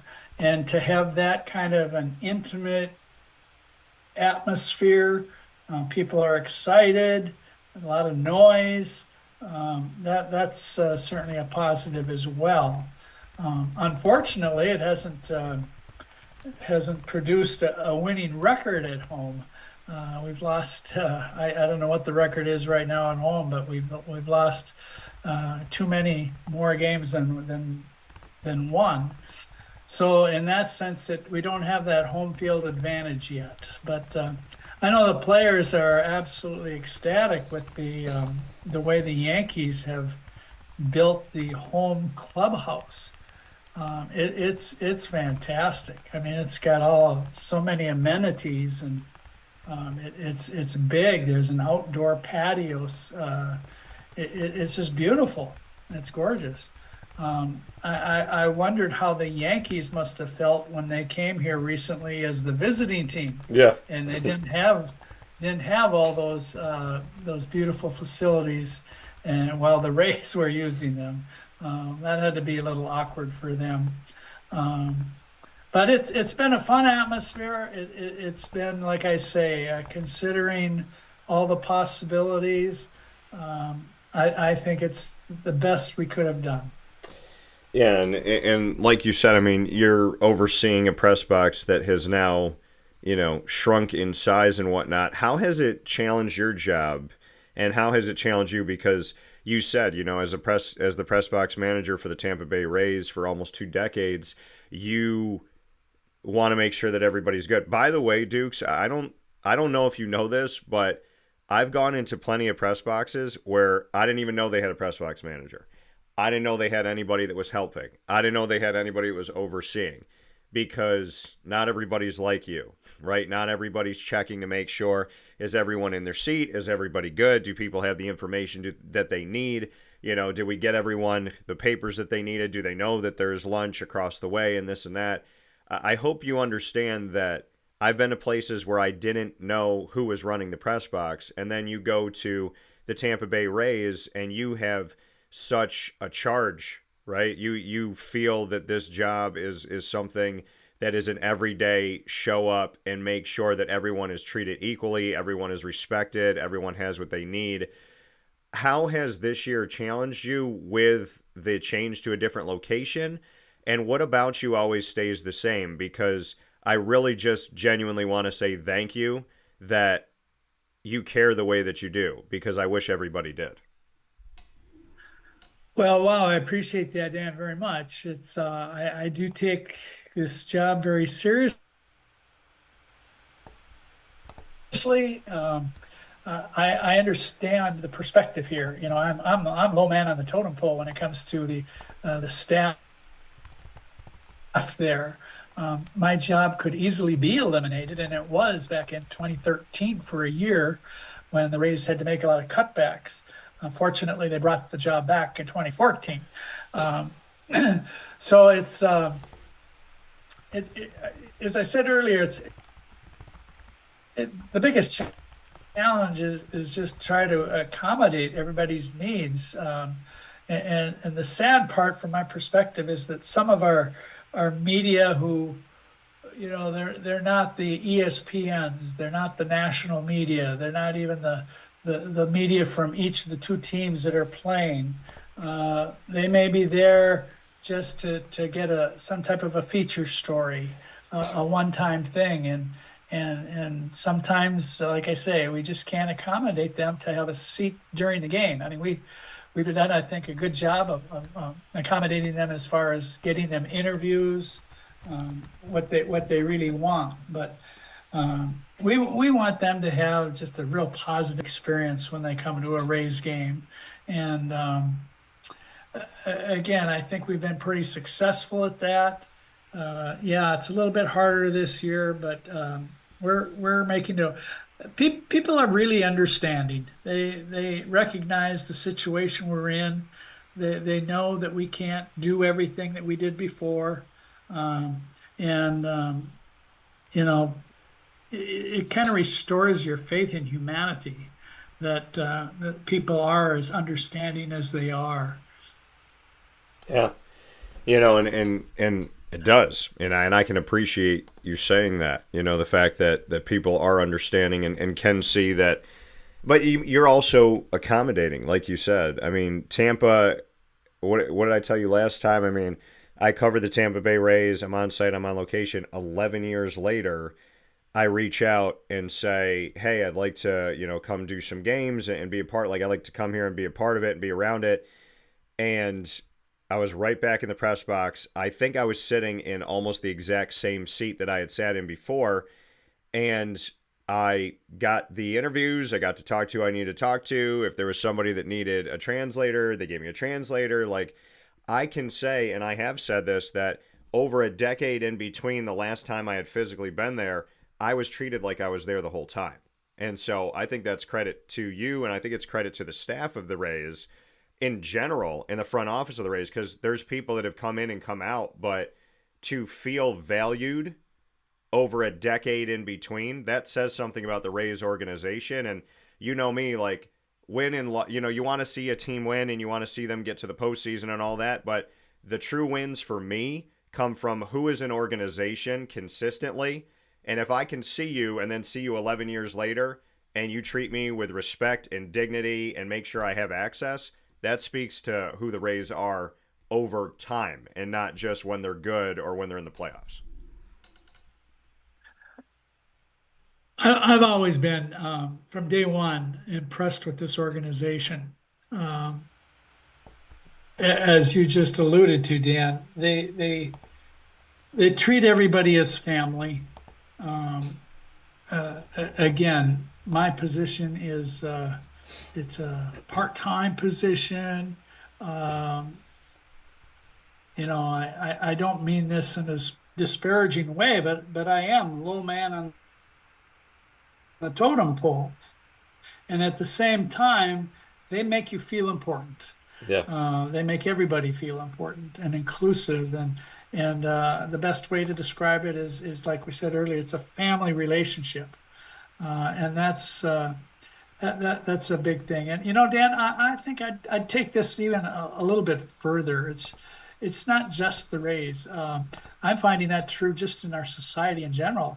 I'm finding even when I go to a fast, I'm gonna give a shout out, I guess, to one of your sponsors, Chick-fil-A. Every time I go to Chick-fil-A, the people who wait on you make you feel important. Just their attitude, their smiles, their friendliness, their personalities, it just makes you feel good to be there.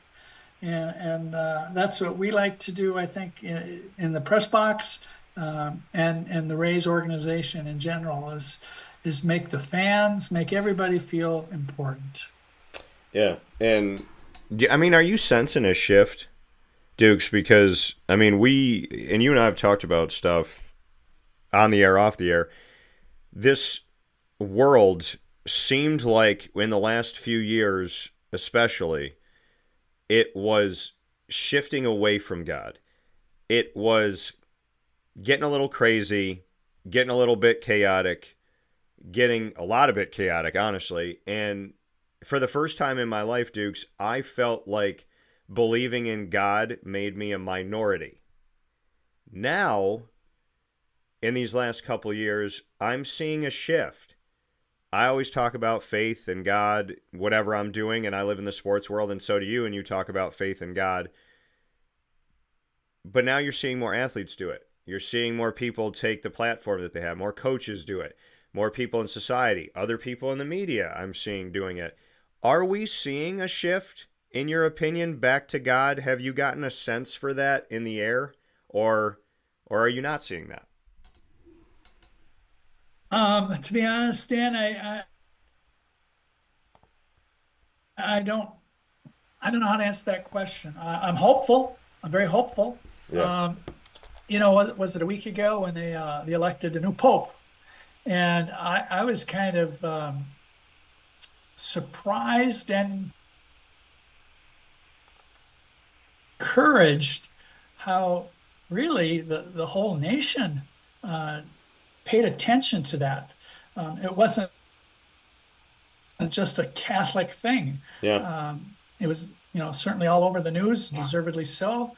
And they talked about unity, how important it is, and I think that's part of our issue, is that we don't talk enough about what's really important in life.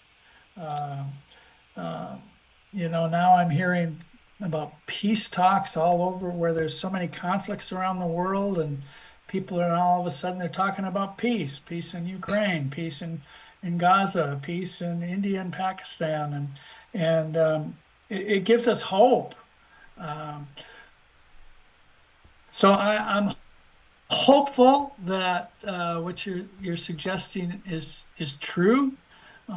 You and I would be in agreement, I think, that's what this world needs. Yeah. We need to turn back to the Lord, and so hopefully it's true, and I'm going to keep, you and I are going to keep trying to promote that. Yeah, and that faith side, right? Blessings in baseball here on Wake Up Call with Dan Tortora inside of the Great Lakes Honda City Studios. We've spoken a lot about baseball this morning. I want to look to our blessings. We're here in May of 2025. I feel like every year has felt this way, and I really want time to slow down. That it's January and then it's the middle of the year, and you're like, how is it the middle of the year right now? I mean, you just feel like you're like, how does that happen?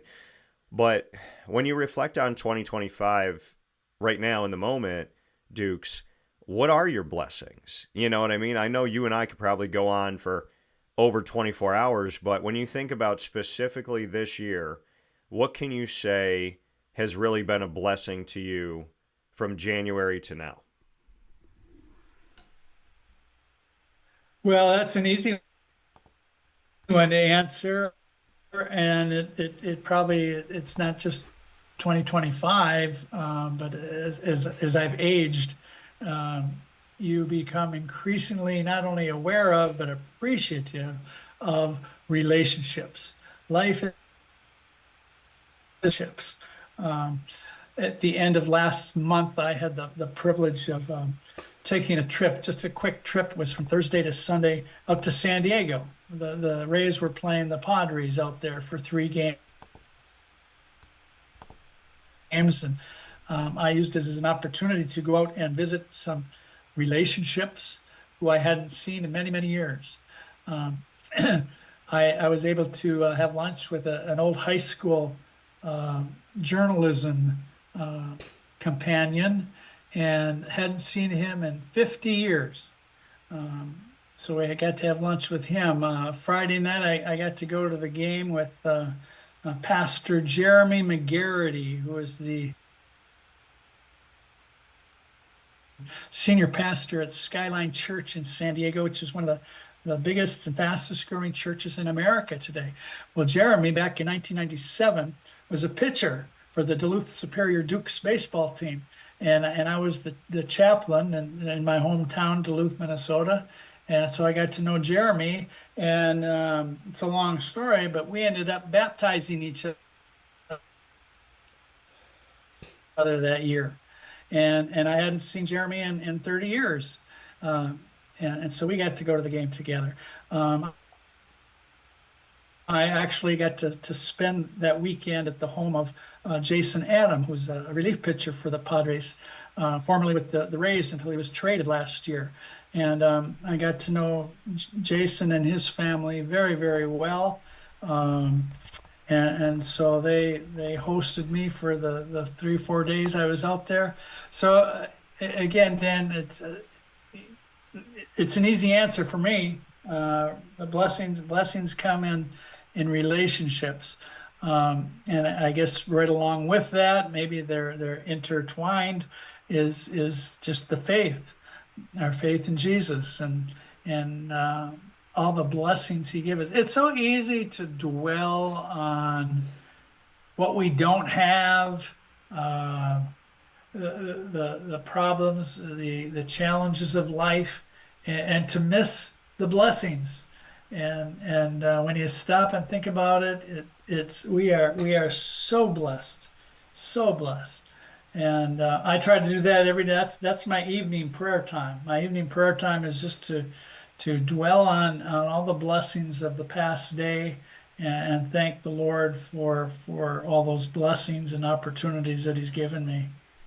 Yeah, and you talk about it all the time, and you talk about relationships, and you and I have had one for such a long time.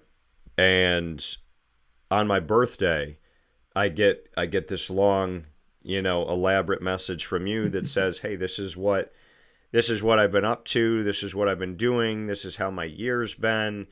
And it's about catching up and letting me know kind of where you're at and how everything's been going, and there might be a Bible verse that's intertwined into that, and then it ends with saying, like, I'm so proud to have you as a friend. I'm so happy that you're doing well, and this and that. And you know what, Dukes, I realized, and you're probably going to laugh when I say this to you, but I have realized in my life, in certain relationships in my life, I will put myself in a bad situation in the hope of changing somebody, helping somebody, bringing someone closer to God, teaching someone what true love is, what unconditional love is, hoping to receive it.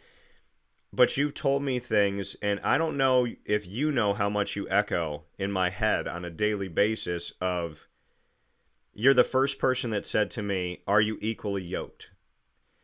And I didn't know what that meant. Then I found out what that meant from you. Then I got upset in the moment because I wasn't equally yoked with the person that I was with.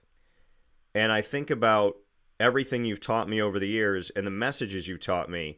And I think to myself, I'm like, when Dukes doesn't get an email from me now, it's not because I don't want to tell him about the problem or tell him about the drama or tell him about the frustration. It's because I want to show myself that I know better and I know what Dukes would say. And so if I can in myself say, are you in a good situation? Are you not? I think to myself, if you email Dukes right now, what would he tell you? And in my most recent situation, I said, Dukes would have said, run. What are you doing? Daniel, come on, you're smarter than that. So I just want you to know that you are constantly giving me advice. And sometimes when I don't reach out, it's because I know better. And with all respect, my friend, you taught me better. Wow. Well, appreciate that, Dan. It's all in the good book. That's where it all comes from. And that's why I think it's so important, certainly in my life. And I encourage everybody to be in the Bible on a regular basis. Get to know what God wants from us. You bring up the equally yoke. I mean, that's not something I came up with, but that's what Scripture says. Yeah. And I know friends, you probably do too, I'm sure, who maybe didn't follow that Scripture, and now years later they find themselves in a situation they don't want to be in. And it all goes back to, well, you didn't do it God's way. Maybe I simplify things too much, but when I've been having Bible studies down in Port Charlotte with our minor league guys. I had Monday night, and then again I'm going on Friday night.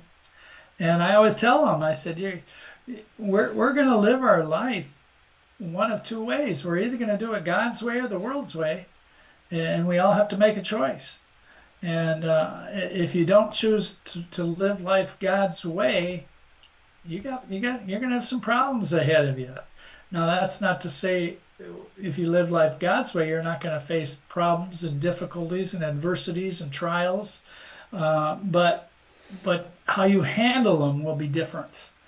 And again, that's why I just think it's so important to be in the Word and know what God wants from us.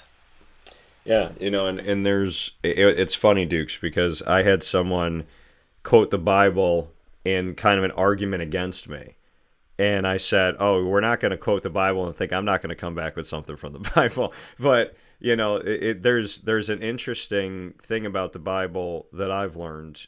And, when people say, well, someone can quote Scripture, like a narcissist, someone who's trying to manipulate you can use the Bible, and how can they use it so well? And I go back to the fact that they said the devil could quote Scripture perfectly and has an amazing singing voice, an angelic voice, was an angel. So, I'd love to get your thoughts to that point when there is that like narcissistic, I'm going to attack you, I'm going to say or do something that's hurtful, and I'm going to push until you react. And then when you react, I'm not going to hold myself accountable for everything that caused the reaction. I'm just going to get mad at your reaction. There's a parallel of that narcissism with me to using the Bible as a weapon of saying, like, this is what you're supposed to be, this is what you're supposed to do. Oh, you fell off the wagon, look at what you did. Instead of realizing that the whole effort of that person was to push you off the wagon. I'd love to get your thoughts on the whole, the devil can quote Scripture perfectly, because there's a lot of sheep and there's a lot of wolves in sheep's clothing, and I have learned the word discernment, which is another word I fought forever. I've learned to really pay attention to that. So I just appreciate your thoughts on things, because you've taught me so much, and you taught me such a long time ago, but something inside of me is finally getting it. So I'd love to get your thoughts. You know, it's kind of interesting, Dan, is as you were talking there, I was thinking about a ball player who I knew very well, who went through the arbitration process. And I've talked to several players who have gone through arbitration, and they've all been universal in describing it as an awful process. And it's what's interesting about it is that you've got two sides, and they're both using the same statistics to support their positions, which are polar opposite positions. Yeah. And the same can be said of Scripture. If we don't use, it can be taken out of context. I mean, as you said, Satan used Scripture to tempt Jesus, and so I've certainly seen it. I'm sure you and many of your listeners have too, where people are misusing Scripture. They take a verse instead of the whole picture. And again, you mentioned it, Dan. The world is full of false teachers. Yeah. There are, in my mind, I've heard preachers who, in my mind, are false preachers. They are not preaching the intent of Scripture. Now, a lot of people will say, well, the Bible can be misinterpreted. And of course it can be. And that's why I believe it's so important to be in it as much as you can. Seek guidance from pastors, books on interpretations. If you have questions about things, there are people who certainly know way more than I do. And so I need to seek out their guidance and their interpretations too. So yeah, we got to be very careful, but it doesn't detract from the importance of being in the Word, familiarizing yourself with the Word as best you can, and again, daily reading, being involved in a church. I've been involved in many Bible studies, community Bible study, and all kinds of Bible studies where you really get to know the full intent of what the Bible is teaching us. Yeah, and there's passages, there's pieces of the Bible that I can tell you have followed me, and I'm sure you've probably experienced this too, where there's just something that you feel like maybe God is trying to tell you, and continues to kind of go with the same verse. You keep finding the same verse. There's two that I'll bring up today. One of them is Proverbs 16:9. If it's in God's will, it will happen, and nothing will stop it. If it's not, God has a better plan. Have peace knowing this. End quote. I'd love to get your thoughts on Proverbs 16:9, because that I've been seeing at times daily, weekly, has been very a clear message. And when I see it on repetition, I feel that there's certain Bible verses when God keeps throwing them at me, it's because he needs me to learn them. So I'd love to get your thoughts on Proverbs 16:9. I'm thinking of two circumstances in my life where it's easy for me to look back now and see how God was operating in my life, where at the time I was operating under my will, not thy will, but my will. Yeah. And that wasn't intentional. You brought up the word discernment. That's such an important word. And let me just quickly share the two experiences. Number one was I was just talking to one of our pitchers last week about this. When I was in my 20s and early 30s, I wanted nothing more than to be married and have a family. And I was involved in 3 relationships that easily could have been ended up in marriage, and many of my family and friends thought they would. And yet, as I look back now, I can see how the Holy Spirit was guiding me, was telling me, no, don't do it, don't do it. And so here I am now on the cusp of being 75 years old and never been married. And as I said, it's easy for me to look back now and see how God's will for my life was not to be married. And Paul talks about this in 1 Corinthians. He says it's better not to marry. And the rationale being that gives you more time to give yourself to God. Now, I look upon it now as celibacy is an incredible gift that God only gives to a few people. And I feel so blessed today to be one of those few people.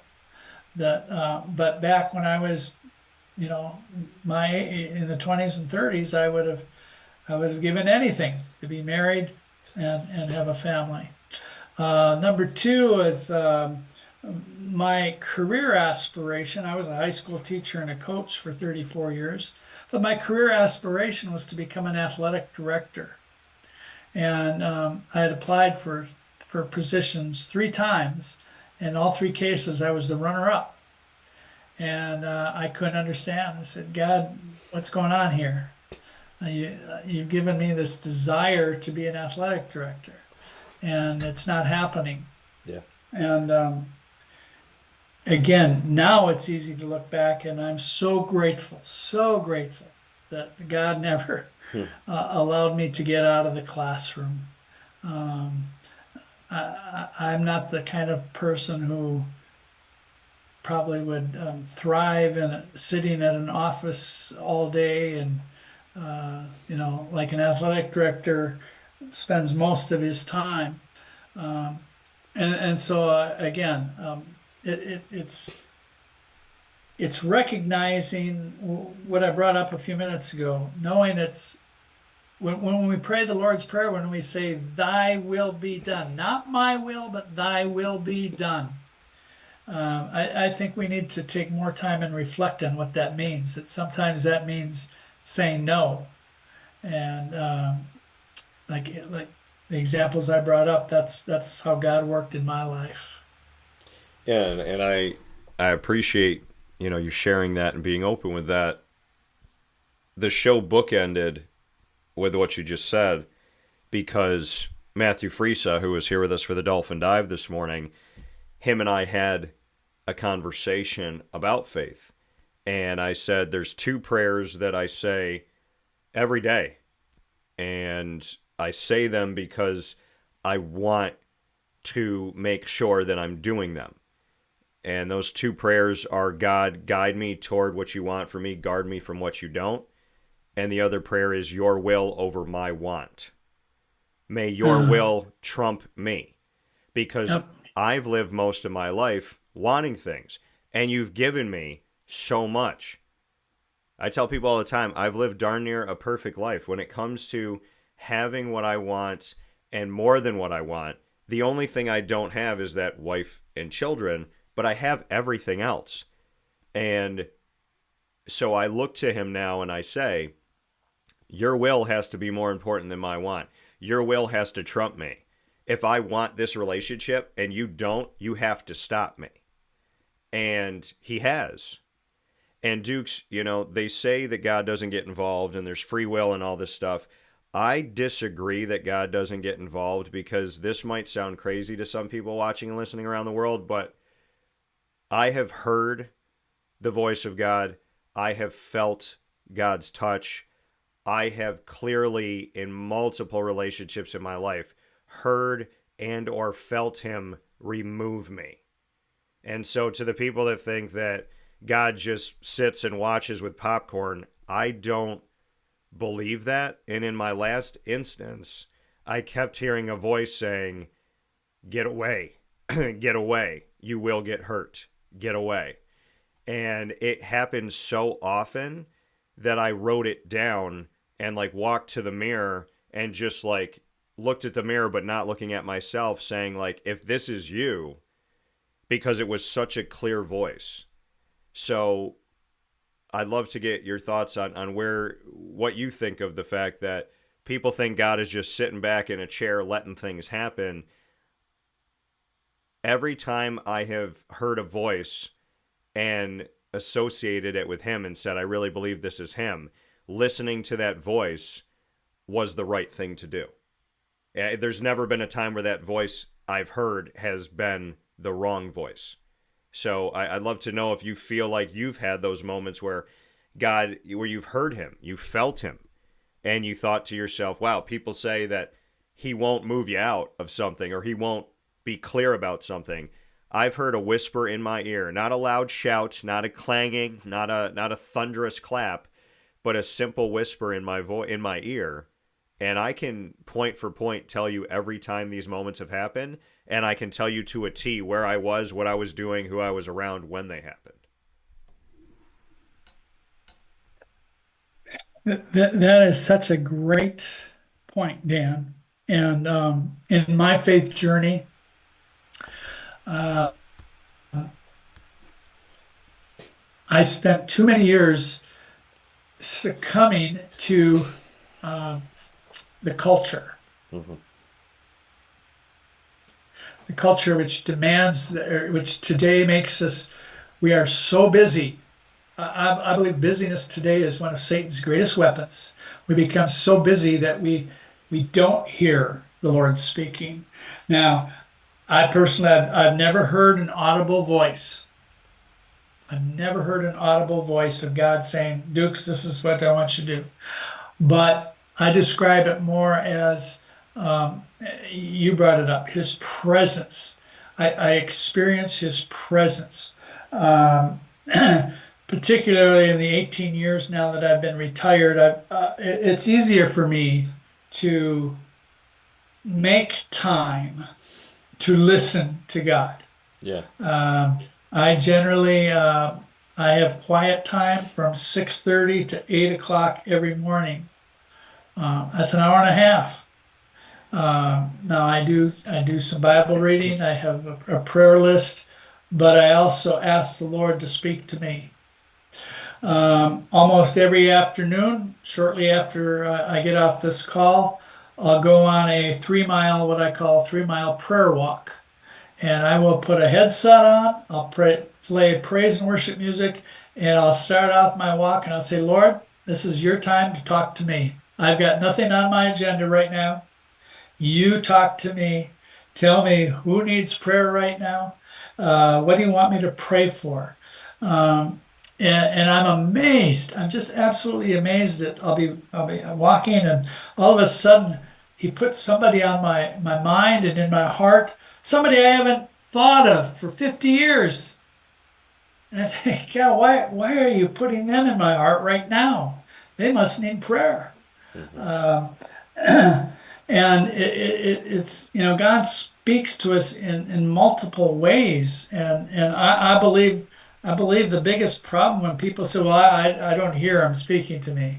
Well, I believe it's because you're not taking time to listen. We just get caught up so much with, and a lot of it's good things. It's our careers, our families, it's responsibilities that are important. But you still have to take time to listen to the Lord. I encourage all the baseball players I minister to. I said, you know where you're going to be tomorrow morning at 9 o'clock. You know where you're going to be at noon tomorrow. You know where you're going to be at 3 o'clock tomorrow. I said, where have you put into your schedule my quiet time with the Lord? And most of us, and I was that way for many, many years, it was like, oh, I'll get to him if there's any time left over. And that's not how it works. No. And none of us would want God to think of us that way. Oh, I'll get to Dukes when I'm done with everything else. So I'll get to Dan when the day is over.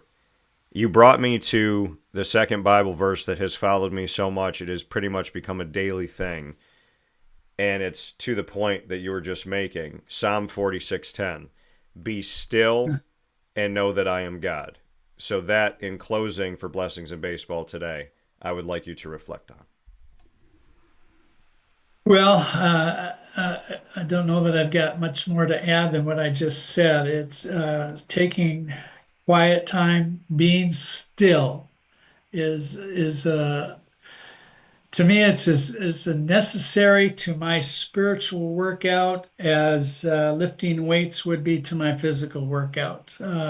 It's vital. It is absolutely vital. Being still before the Lord. That's when he's going to communicate to us in a very powerful way.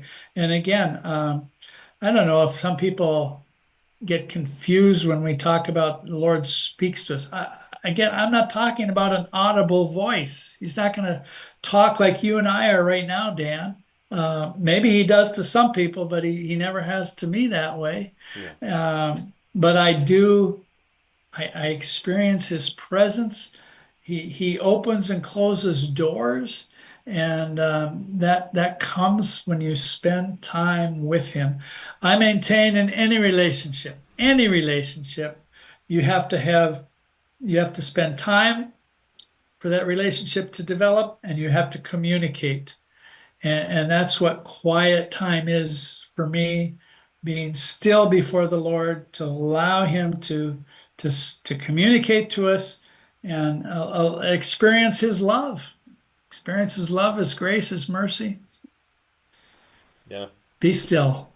Be still and know that I am God. It hangs in my home, and I, to this day, found that cross in my house, in my spare bedroom, and don't know where it came from, don't know who gave it to us, and I opened it up at a time where I needed to see it, and for some odd reason, in the wonderful works of God, every time I see it, as many years as it's been hanging on the wall, I need to see it more that day than the day before.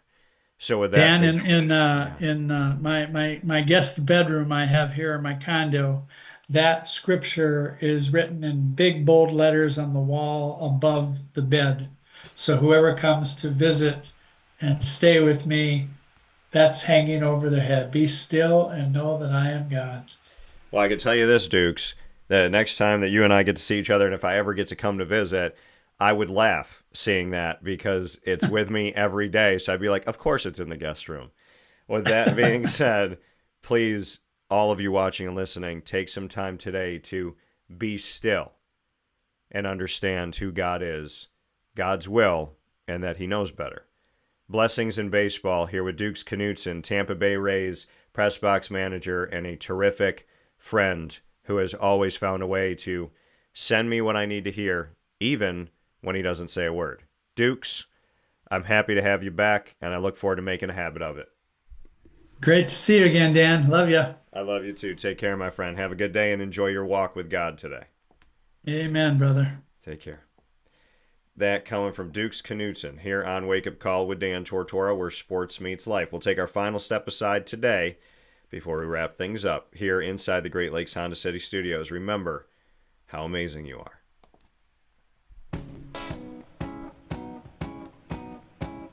In these unique times, there are those in our community that give us a sense of normalcy and positivity. Pizza Man on 50 Oswego Street in Baldwinsville has been here for you for over 35 years and is here now. Call 315-638-1234 or order online at pizzamanbville.com to bring those familiar tastes into your home. And remember to come see our monthly on-site broadcasts centered around the community and our Baldwinsville Bees. Pizza Man in Baldwinsville. Any way you slice it, they are always here for you.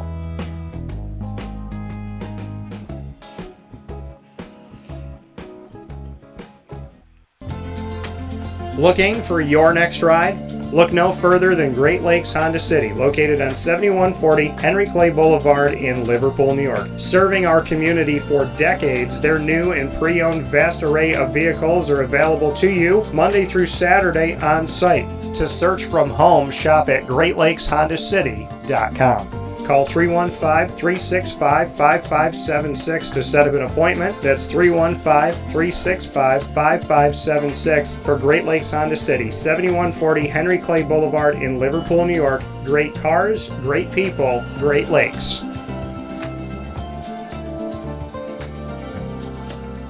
All right, you need to come out here and get yourself the Brooklyn Pickle. I was talking about this with one of my buddies. I was like, yo, there's no better sandwich in the state of New York than the Brooklyn Pickle. And now that I found out that they're going down to North Carolina, we are taking over your taste buds everywhere you are, wherever you're gonna be. You need to get yourself out to the Brooklyn Pickle. Pinehurst, you just realized that you found yourself the best sandwich shop that you're ever gonna have. This is a glorious moment. It's a blessing to your community.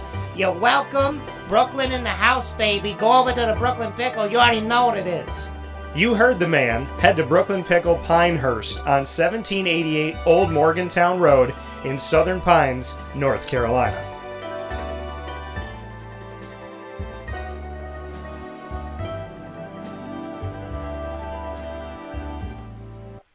Here's a message from Renee from Bryan's Landing, located on 6523 East Seneca Turnpike in Jamesville, New York. Open Tuesdays and Wednesdays for dinner, Thursday through Saturday for lunch and dinner, and Sundays for brunch. It's a lot like the way that my mom and dad ran their restaurant. We have put in place a lot of people that are family to us, very similar to how my dad hired people that were family to him. And then the tradition I'm carrying on is a lot of the items that are on our menu are my dad's. And he taught our chefs how to recreate his dishes. So I think that Tommy McNerney, who our executive chef is, to him it is an art. And I think that when he does create a dish, it's not just about making the food taste delicious, which is definitely our priority, but it's an art to him, and it's almost like his canvas on a plate where he just wants the colors to look great, and people love it because he takes pride in that. And Bryan and I appreciate that. We want it to obviously look good and taste good. I will tell you, when we opened up, it was 6 weeks before COVID. And what was amazing was the community, our friends and family stepped up, and everybody did takeout. Everybody supported us. Our hearts were just so filled. So to Bryan and I, obviously our friends come all the time, and we just have repeat customers in Jamesville, and I think people going to our previous restaurant in Green Lakes are making the trip to come to Bryan's Landing to support us. And I mean, I think we have great food and a great atmosphere. So it's very, very important to us. Head to Bryan's Landing, located on 6523 East Seneca Turnpike in Jamesville, New York, where memories have become recipes that are now meals to share with you. Tuesdays and Wednesdays for dinner, Thursday through Saturday for lunch and dinner, and on Sundays for brunch. And be sure to come out for live music Friday, Saturday, and Sunday.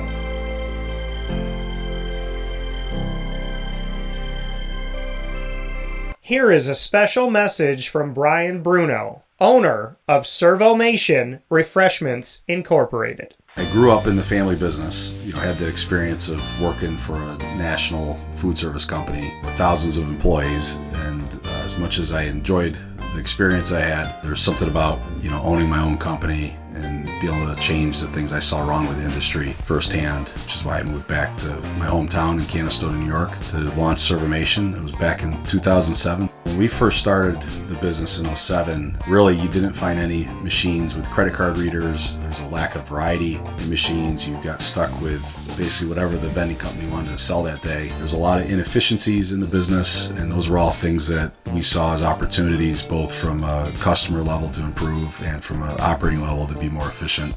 We've really been at the forefront of introducing retail technology into our space. We were doing self-checkout back in 2009 before it really became a national phenomenon. The whole point of it isn't to just improve the customer experience. It's to make it feel more like a retail environment where people don't have to be afraid of what they're buying behind glass. They don't have to be afraid of not being able to see the ingredients of the packages. It was an easy transaction from that standpoint. If we were to reinvent something, we wanted to make sure what we were making looked and felt more like a deli and not like something that you would traditionally see in a vending machine. I was tired of hearing for years the customers say the wheel of death because the vending machine would circle around with the same tuna salad in it. What we wanted to do was it really change the perception of that food. So allowing customers to touch it, allowing customers to feel the weight of it, allow customers to see the freshness of it, and also the variety of it really helps them change the perception and ultimately the value of what we bring to them.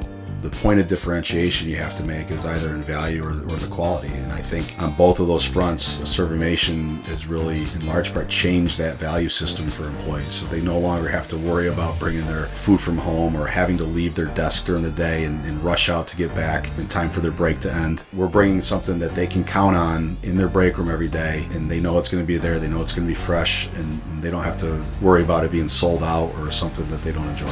We've also heavily invested in flavored water machines, so you can get a glass of water with a fresh piece of fruit in it, along with bean to cup coffee machines. So there's not a day that goes by we're not surprised when we get customers that call us and say, we didn't know you could do all this. We're really lucky to have a strong group of dedicated employees. Most of our employees have been with us since inception. They're family to us, and people like doing business with people they like and trust. And I think the same thing goes for employees. In a day and an age where there's a lot of corporations that just look at an employee as a number and don't get to know them, that's just not the way I was raised or how I like to do business. So we're a little old-fashioned. We like getting close to our employees. We like knowing how we can help them. We like knowing how we can improve their lives, adjust their schedules, whatever it may be to help improve their quality of life. And we think in the end that makes for a happier employee. We're fortunate enough to have really grown over the last several years, and from Pennsylvania to Massachusetts to Connecticut, we really do have a strong connection, even though we're not in the rooms every day with these employees. There's not one single employee that we feel like we don't know, and certainly we know they can call us at any time, and they're definitely treated as family to us. I wake up every single day really excited to surprise our customers in a good way. The one thing I can tell you is I think that every one of our employees and every one of our customers will continue to be at the forefront of every decision we make. Find out how Servomation can help you and your business by going to servomation.com. Carvel DeWitt, it's what happy tastes like. Do you know why? Because we make ice cream. Creamy, rich, flavorful ice cream. Not yogurt or iced milk like some of our competitors. Ice cream. Fresh, by hand, daily. For the calorie conscious, we have something new for you. Our new Carvelite. Same great flavor, creaminess, and texture of our regular ice cream with only 35 calories an ounce. So whether you want an ice cream cake, flying saucer, dasher, carvalanche, hard or soft ice cream, we will satisfy your craving with our fresh, handmade regular or new Carvelite ice cream. Carvel DeWitt. It's what happy tastes like. The Wildcat Sports Pub in Camillus, New York is located on 3680 Milton Avenue in the Home Depot Plaza. It is your family-friendly sports bar and restaurant.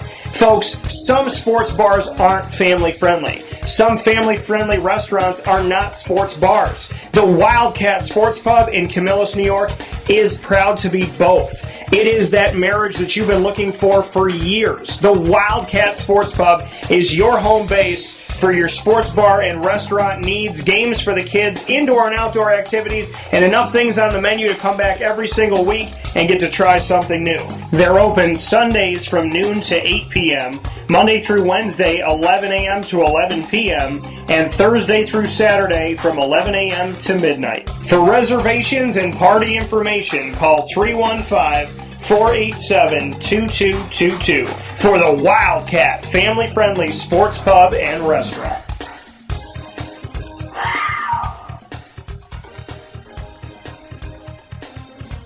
GG Cards and Breaks. Like, comment, subscribe.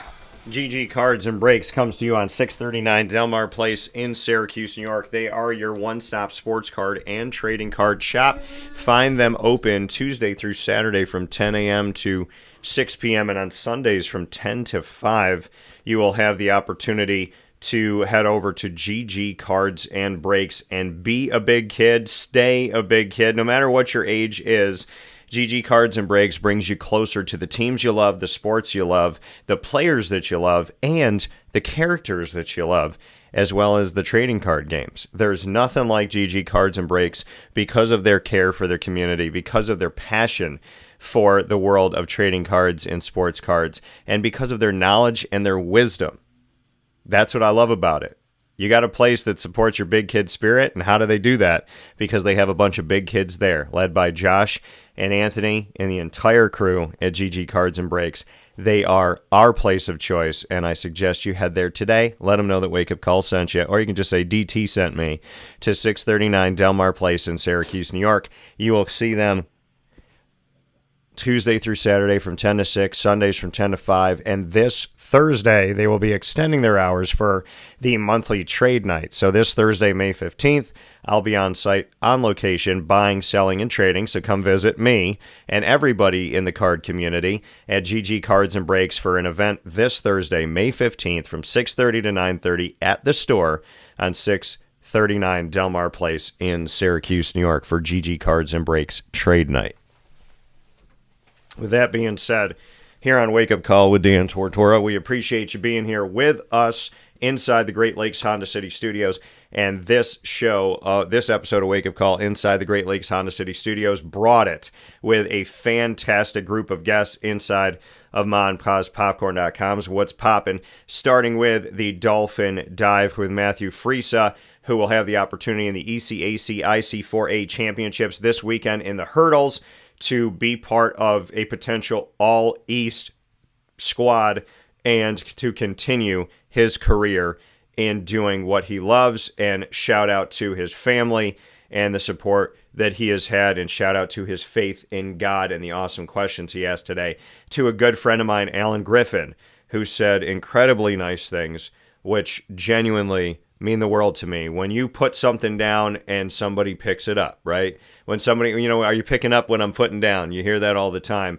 When I heard the words from Alan today, it definitely made me feel like somebody's picking up what I'm putting down and seeing me for who I am and why I am and why I do what I do and how I do what I do. So shout out to Griff, who has always been in my corner and definitely has been a pleasant addition to my life over the years. And of course, another pleasant addition, Dukes Knutson, talking about faith and just having a conversation that is so healing, therapeutic, and good. And I hope that it provided that for you as well.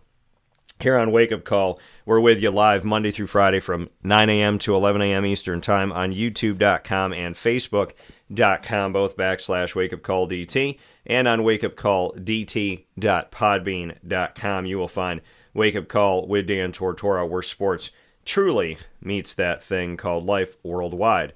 And of course, you're with us on Amazon Music, Audible, iHeartRadio, iTunes and Apple Podcasts, Player FM, Podbean, Podchaser.com, Podvine, Spotify, TuneIn, and YouTube. All you have to do is search Wake Up Call with Dan Tortora, or one word, Wake Up Call DT. Make sure that when you are on any one of these channels, you follow us, subscribe to us. It is free, and it connects you to the show, and you'll never miss a broadcast again.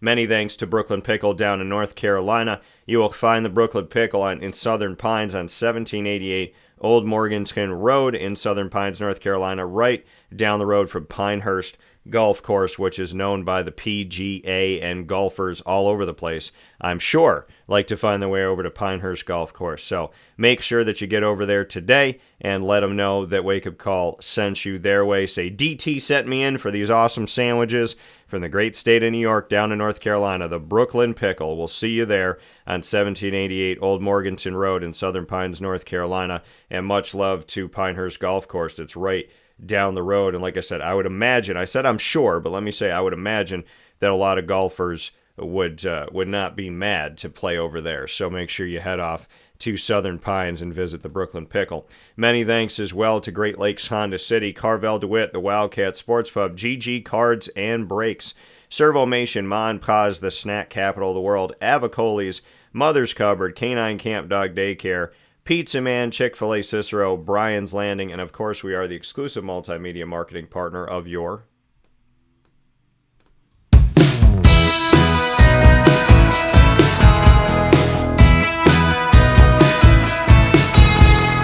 Moyne College Dolphins. It's Fins Up every single month on Wake Up Call with Dan Tortora. Find your Dolphins every Wednesday, like today, with student athletes, coaches, administration, future Dolphins, and alumni joining me to tell their stories in our exclusive multimedia marketing partnership. You can find all of our Dolphin content by going to youtube.com/wakeupcalldt. Click subscribe, hit the notification bell, and find our Lemoyne playlist. The Dolphins are also on wakeupcalldt.com's homepage and underneath the exclusive partners tab. For more information, go to lemoynedolphins.com and fins up.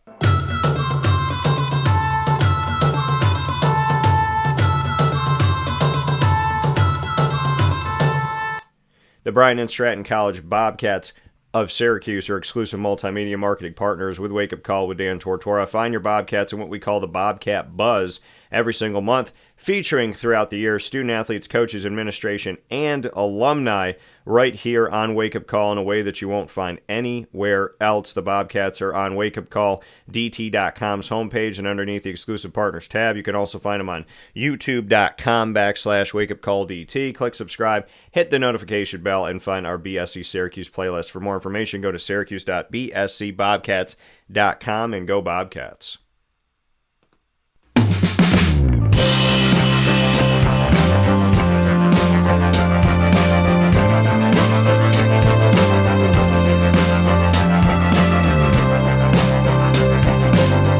The Binghamton University Bearcats are exclusive multimedia marketing partners with Wake Up Call with Dan Tortora. Find the Bearcats every single Tuesday at 10 a.m. Eastern Time during Bearcat Time with student athletes, coaches, administration, as well as alumni joining me here with Binghamton University, telling their stories and why they chose to be a Bearcat and what it means to them to be a Bearcat. You'll find it all by going to youtube.com/wakeupcalldt. Click subscribe, hit the notification bell, and find our Binghamton playlist. You'll also find the Bearcats on wakeupcalldt.com's homepage and underneath the exclusive partners tab. For more information, go to binghamtonbearcats.com and go Bearcats.